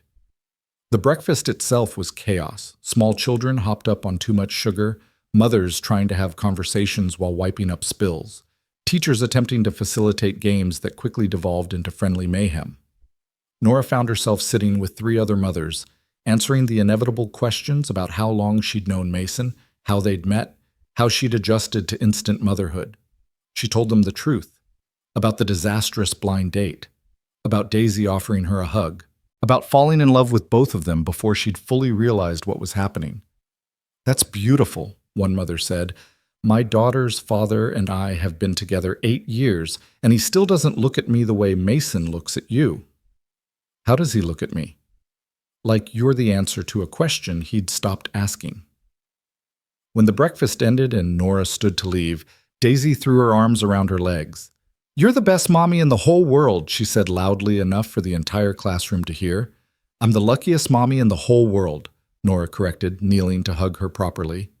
As she walked out of the preschool, card clutched in her hand and glitter somehow transferred to her dress. Nora realized she was crying. Not sad tears, not scared tears, just overwhelmed, grateful. "This is my life now" tears. She texted Mason a photo of the card. "Mason, she's been working on that for a week. Wouldn't let me help with the glitter." "Nora, I can tell. I'm covered in it." "Mason, the glitter is her signature. You'll be finding it in random places for months." "Nora, good. I want the reminder." "Mason, reminder of what?" "Nora, that I'm hers and she's mine." "Mason, you're both mine too. Don't forget that part." "Nora, never." That evening, the three of them had dinner at Vivian's house. Mason's mother had insisted on celebrating Nora's first Mother's Day properly, which apparently involved enough food to feed 12 people and a bottle of champagne that she claimed to have been saving for a special occasion. "This qualifies," she said, popping the cork. "My granddaughter finally has a mother who deserves her." They toasted, Daisy with apple juice in a fancy glass, and ate until they were too full to move. Afterward, while Daisy played in Vivian's garden, Vivian pulled Nora aside. "I need to tell you something," she said, "about Rachel." Nora's stomach dropped. "Okay." "She reached out to me last week through Facebook." Vivian's expression was carefully neutral. "She saw the photos I posted from Christmas, of you and Daisy and Mason. She messaged me asking who you were." "What did you tell her?" "The truth. That you're the woman who loves my son. That you're the mother Daisy deserves. That you're family now." "How did she respond?" "She didn't. She read the message and never replied." Vivian touched Nora's arm gently. "I'm telling you because I don't want there to be any more secrets in this family. You have a right to know that Rachel is watching from somewhere, that she might come back someday." The thought sent ice through Nora's veins. "And if she does?" "Then we deal with it, together, as a family." Vivian's voice was steel wrapped in kindness. "But Nora, I want you to hear this. You are Daisy's mother, not because Rachel isn't here, not because you're filling a gap. You're her mother because you chose her and she chose you, and that bond is sacred. Don't ever let anyone, including Rachel, make you doubt that." "I'm scared of her coming back." "I know. But you're stronger than your fear. I've watched you these past months. You're fierce when it comes to protecting Daisy. You're patient when Mason spirals into his anxiety. You're exactly what this family needed." Vivian smiled. "My son was lost before you. Now he's found. Don't let ghosts steal that." Outside, Daisy's laughter rang through the garden. Nora watched her chase butterflies while Mason followed behind, making sure she didn't trip on the uneven stone path. Her family. Her choice. Her home. "Thank you," Nora said to Vivian, "for telling me. And for accepting me." "I'm not accepting you, dear. I'm celebrating you. There's a difference." They rejoined Mason and Daisy in the garden as the sun set over Boston, painting everything gold. And Nora thought about Rachel somewhere out there, watching through social media, seeing the life she'd abandoned blooming without her. Part of Nora hoped Rachel felt regret, but a bigger part hoped Rachel felt peace, hoped she saw her daughter happy and healthy and loved, and knew she'd done the right thing by leaving. Because some people weren't built for staying, and some people, like Nora, were built for exactly this, for choosing, for loving, for staying, for being someone's mommy, even when it scared her, especially when it scared her, because that's what mothers do. They made it all the way to June before Rachel came back. Nora had almost started to believe they'd been granted a miracle, that Rachel would remain a ghost in photographs and video calls with the Mitchells, present enough to give Daisy a sense of history, but absent enough not to disrupt the life they were building. She should have known better. Ghosts always came back eventually. It was a Tuesday afternoon, unseasonably warm, the kind of early summer day that made Boston feel almost tropical. Nora had taken Daisy to the park after preschool while Mason prepped for a wedding cake order. They were on the swings, Daisy shrieking with delight every time Nora pushed her higher, when a woman's voice cut through the playground noise. "She's gotten so big!" Nora turned. The woman standing 10 feet away looked like she'd stepped out of one of the photographs Mason kept in a box under his bed, the ones he thought Nora didn't know about. Rachel was thinner than in the pictures, her blonde hair longer and less carefully styled, but she had the same blue eyes that Daisy had inherited. She wore jeans and a faded t-shirt and an expression that was equal parts terrified and determined. "Who are you?" Daisy asked, her swing slowing. Rachel's face crumpled. I'm your mom, baby." Everything inside Nora went cold. She stepped in front of Daisy's swing instinctively, her body a barrier between the child and this woman who had no right to show up unannounced after 3.5 years of silence. "You need to leave," Nora said, her voice steady despite the panic clawing at her throat. "I just want to talk to her, just for a minute, please." Rachel's eyes were wet. "I'm her mother." "No." The word came out harder than Nora intended. "You're the woman who gave birth to her. I'm her mother." "I know what I did. I know I left. But I'm better now. I've been in treatment. I'm on medication. I'm stable." Rachel took a step closer and Nora matched it, keeping herself between Rachel and Daisy. "Please, I just want to see her, to explain." "Mommy?" Daisy's small voice was confused, frightened. "Who is that lady?" The word mommy, directed at Nora, not Rachel, seemed to hit Rachel like a physical blow. She swayed slightly, wrapping her arms around herself. "I'm calling Mason," Nora said, pulling out her phone. "And if you're not gone by the time he gets here, I'm calling the police." "I have rights." "You abandoned her." Nora's voice shook now. "You walked out when she was 1 year old and you've been gone for 3.5 years. You don't get to show up at a playground and demand anything." Mason answered on the first ring. "Hey, is everything? Rachel's here at the park. You need to come now." She heard him swear, heard the clatter of something dropping. "I'm on my way. 5 minutes. Don't let her—" "I won't." Nora ended the call and turned to Daisy. "Baby, we're going to go wait by the bench, okay?" "But I'm swinging." "I know, but we need to go now." Nora lifted Daisy out of the swing, ignoring her protests, and carried her to a bench on the other side of the playground. Rachel followed at a distance, not approaching but not leaving either. "Is that lady really my other mommy?" Daisy whispered against Nora's shoulder. "She's the mommy who went away," Nora said carefully, using Daisy's own language. "The one we talk about sometimes." "Why is she here?" "I don't know, baby, but Daddy's coming and we're going to figure it out."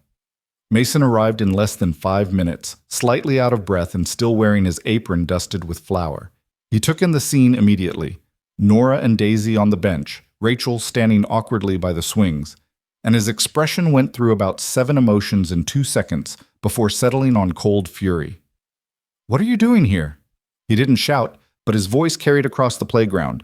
"I wanted to see her. I wanted to explain. You don't get to want things." Mason crossed to Nora and Daisy, placing himself between them and Rachel in an echo of Nora's earlier protective stance. "You gave up that right when you left." "I was sick, Mason. I was drowning. I thought I was doing the right thing by leaving before I hurt her." "You did hurt her.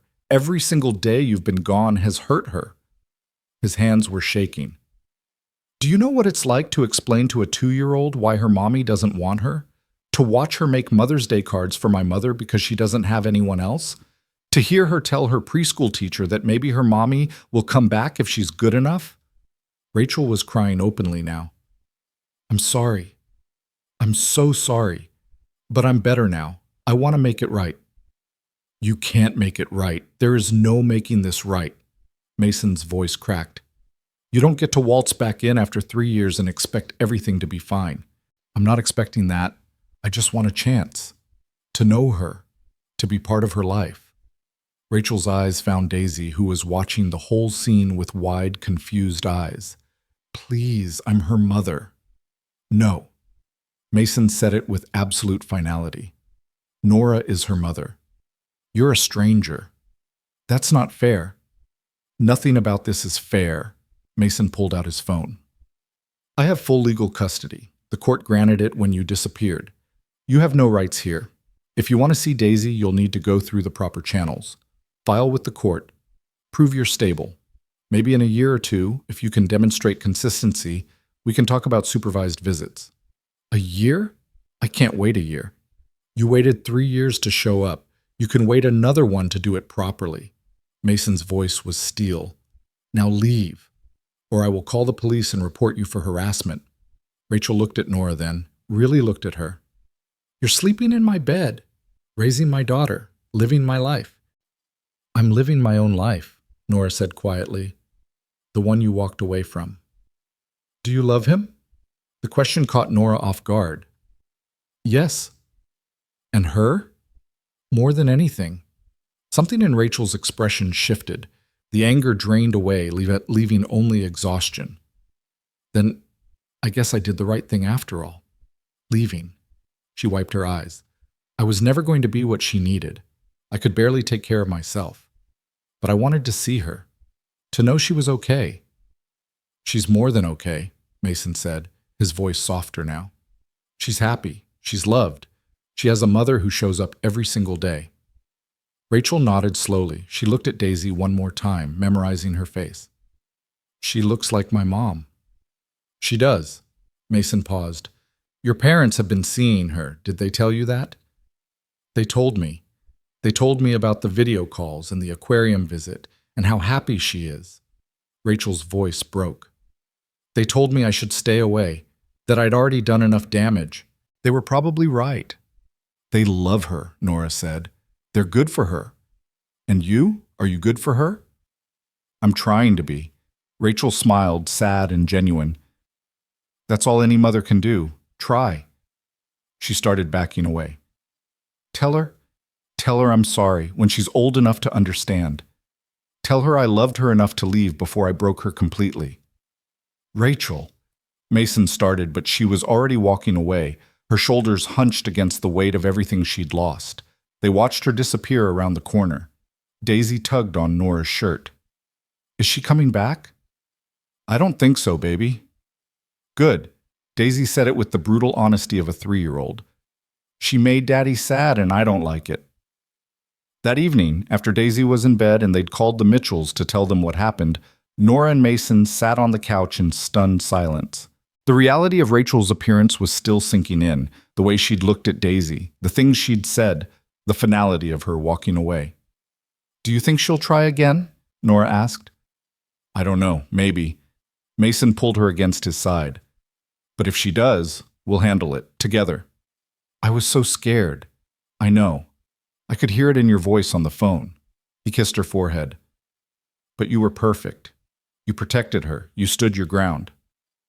I wanted to scream at her, to tell her exactly what these 3 years have been like for you, for Daisy. But I kept thinking about what Daisy would remember from today, and I didn't want it to be me losing control. That's what makes you a good mother, the one who stays calm when everything's falling apart. Nora turned to look at him. Do you think she'll file for custody? Honestly, no. I think she came here to convince herself that leaving was the right choice. And when she saw us, saw you with Daisy, she got her answer. Mason's voice was rough. She's not well, Nora. I could see it. The way she held herself, the tremor in her hands. She's better than she was, maybe, but she's not ready to be a parent. Will she ever be? I don't know. And as much as part of me wants to hate her for what she did, another part just feels sad for her. She's missing everything, every milestone, every moment, because she can't get out of her own way. They sat in silence for a while, processing. Finally, Nora spoke. I want to adopt her. Mason went very still. What? Daisy. I want to adopt her legally. I want my name on her birth certificate as her mother. I want it official. Nora's heart was pounding. I know it's complicated with Rachel. I know there might be legal battles, but I'm her mother, Mason. I want the law to recognize that. Are you sure? Because once we start that process, there's no going back.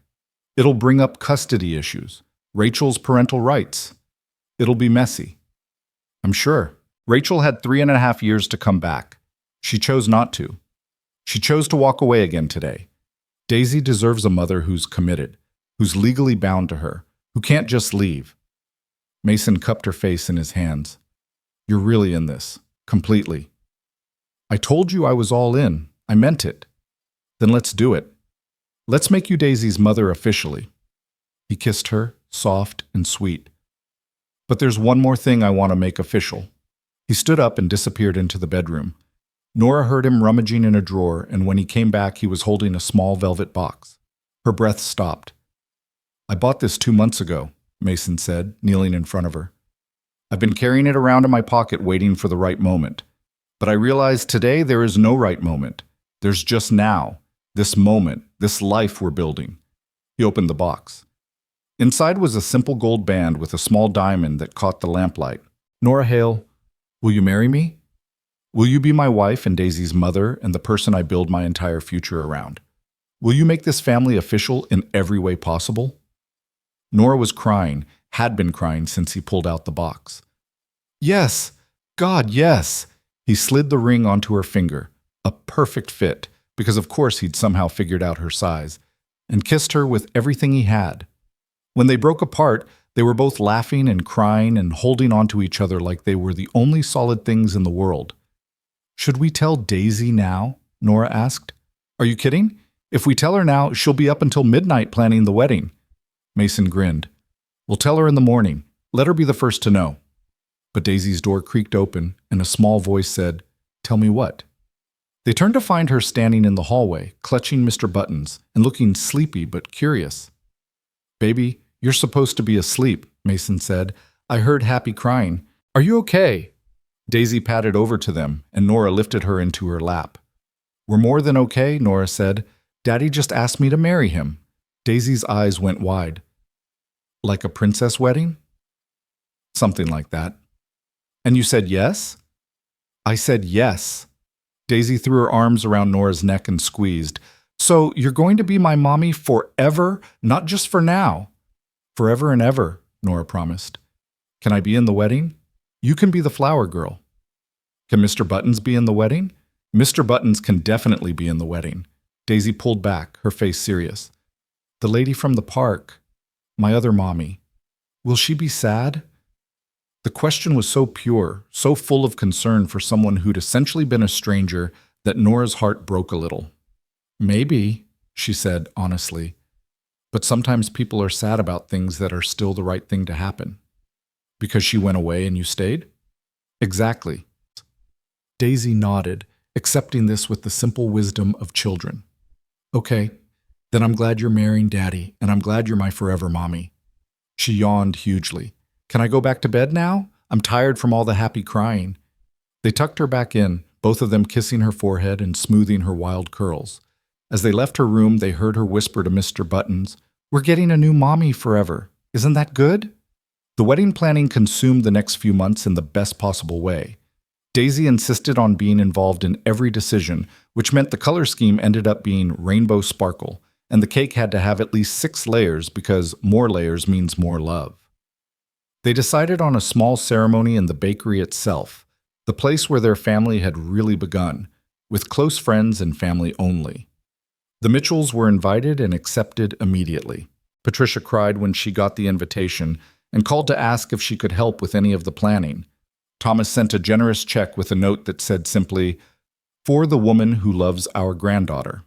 Jenna was maid of honor, a role she accepted while telling Nora she'd called this from the beginning.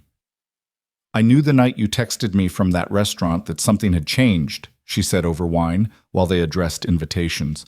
"You sounded different, lighter. I thought I sounded humiliated. That too, but underneath it you sounded like you were standing at the edge of something important." Jenna sealed another envelope. "I'm glad you jumped." "I'm glad I had someone push me," Nora admitted. Well, someone 3 feet tall with sticky hands and no concept of personal boundaries. The adoption paperwork moved forward simultaneously with the wedding planning. Mason's lawyer was optimistic. Rachel's abandonment was well documented.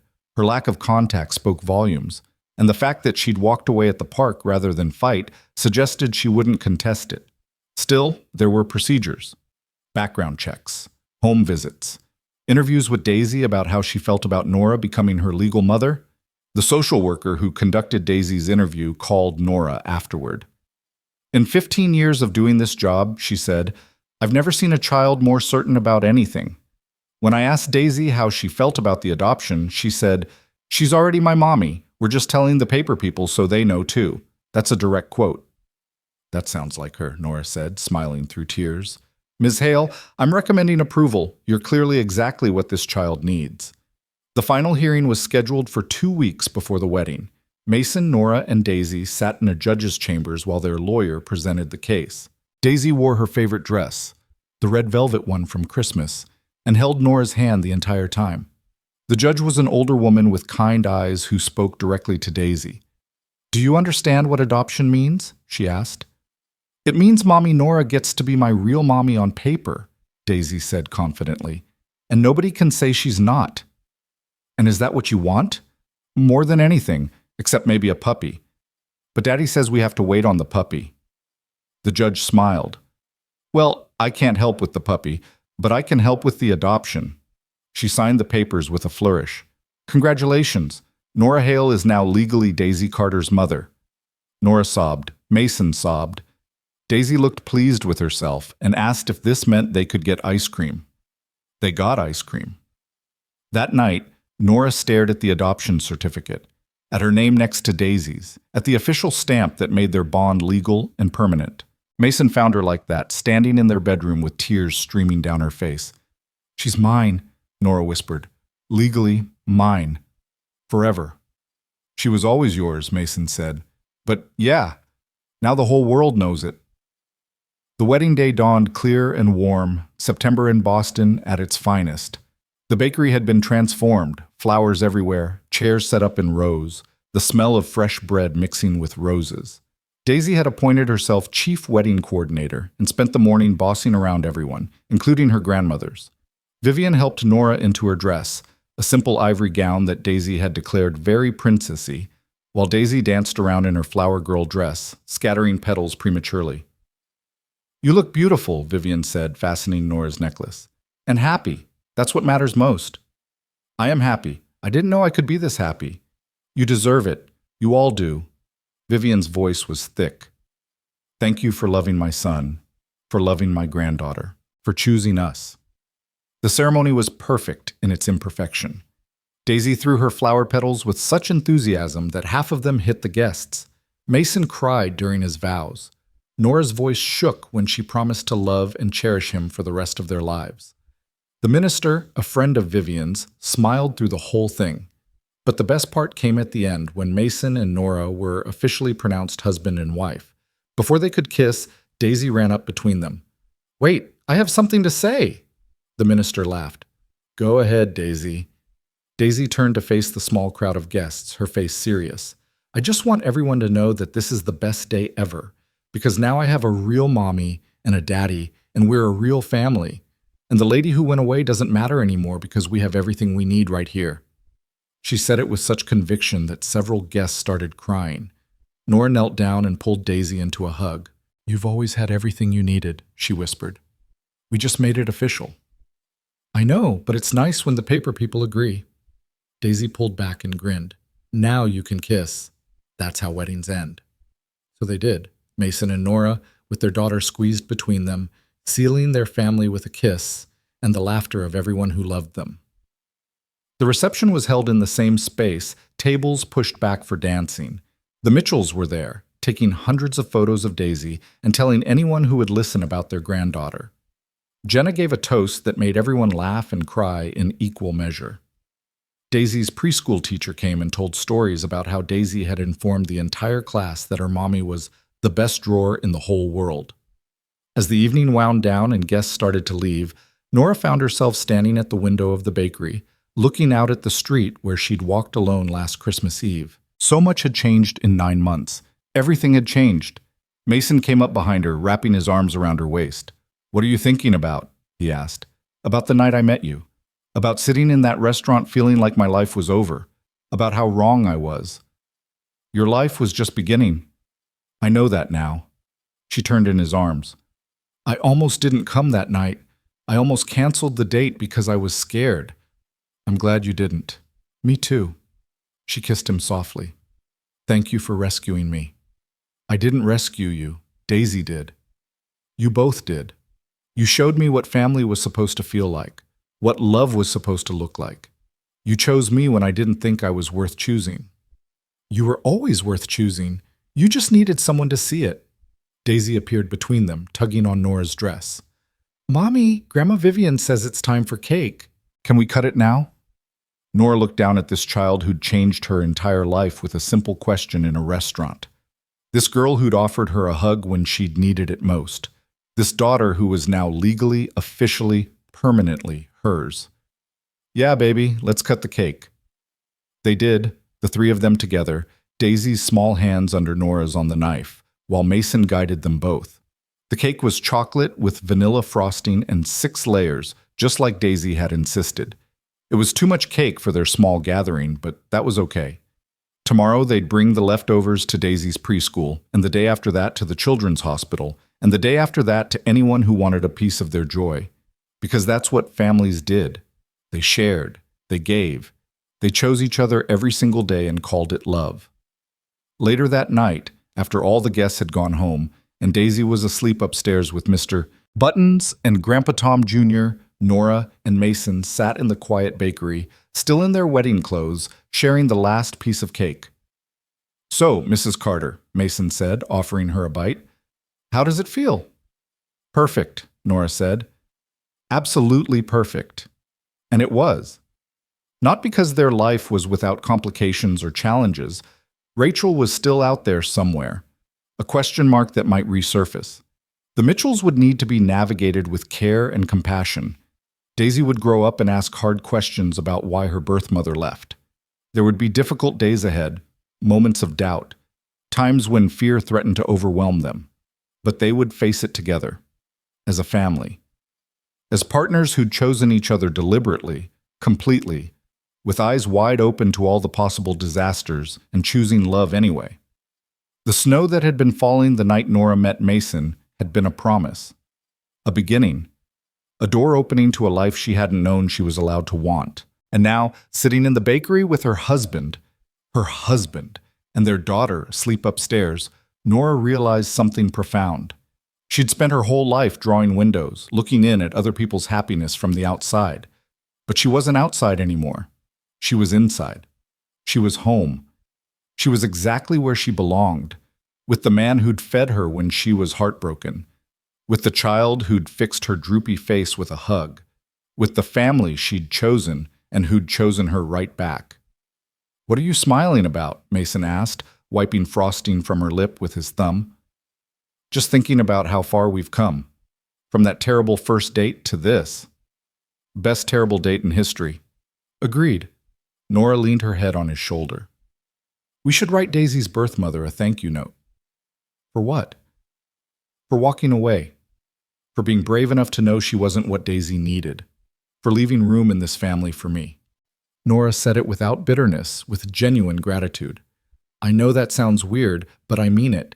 If she'd stayed and been miserable, Daisy would have been miserable. This way, everyone got what they needed." "That's very generous of you." "I can afford to be generous. I got everything." She gestured around the bakery, up at the apartment where their daughter slept, at the ring on her finger. "I got you. I got Daisy. I got a family I didn't think was possible for me. We got you too. Mason reminded her. Never forget that. You saved us just as much as we saved you. They sat there until the candles burned down and the last piece of cake was gone and the bakery grew cold. When they finally went upstairs, they checked on Daisy, still sleeping soundly, her face peaceful in the moonlight, before crawling into bed themselves. "Hey, Nora," Mason said in the darkness. "Yeah?" "Merry Christmas." It was September, nowhere near Christmas, but Nora understood. He was talking about last Christmas Eve, about the night everything changed, about the gift they'd all given each other. "Merry Christmas," she whispered back. And somewhere in the city, snow began to fall even though it was still autumn. Or maybe Nora just imagined it, this echo of the night when a little girl had asked if she could be a new mom, and Nora had been brave enough to say yes. Either way, it didn't matter. She was home, she was loved, she was chosen, and that was all any of them had ever really needed. The end.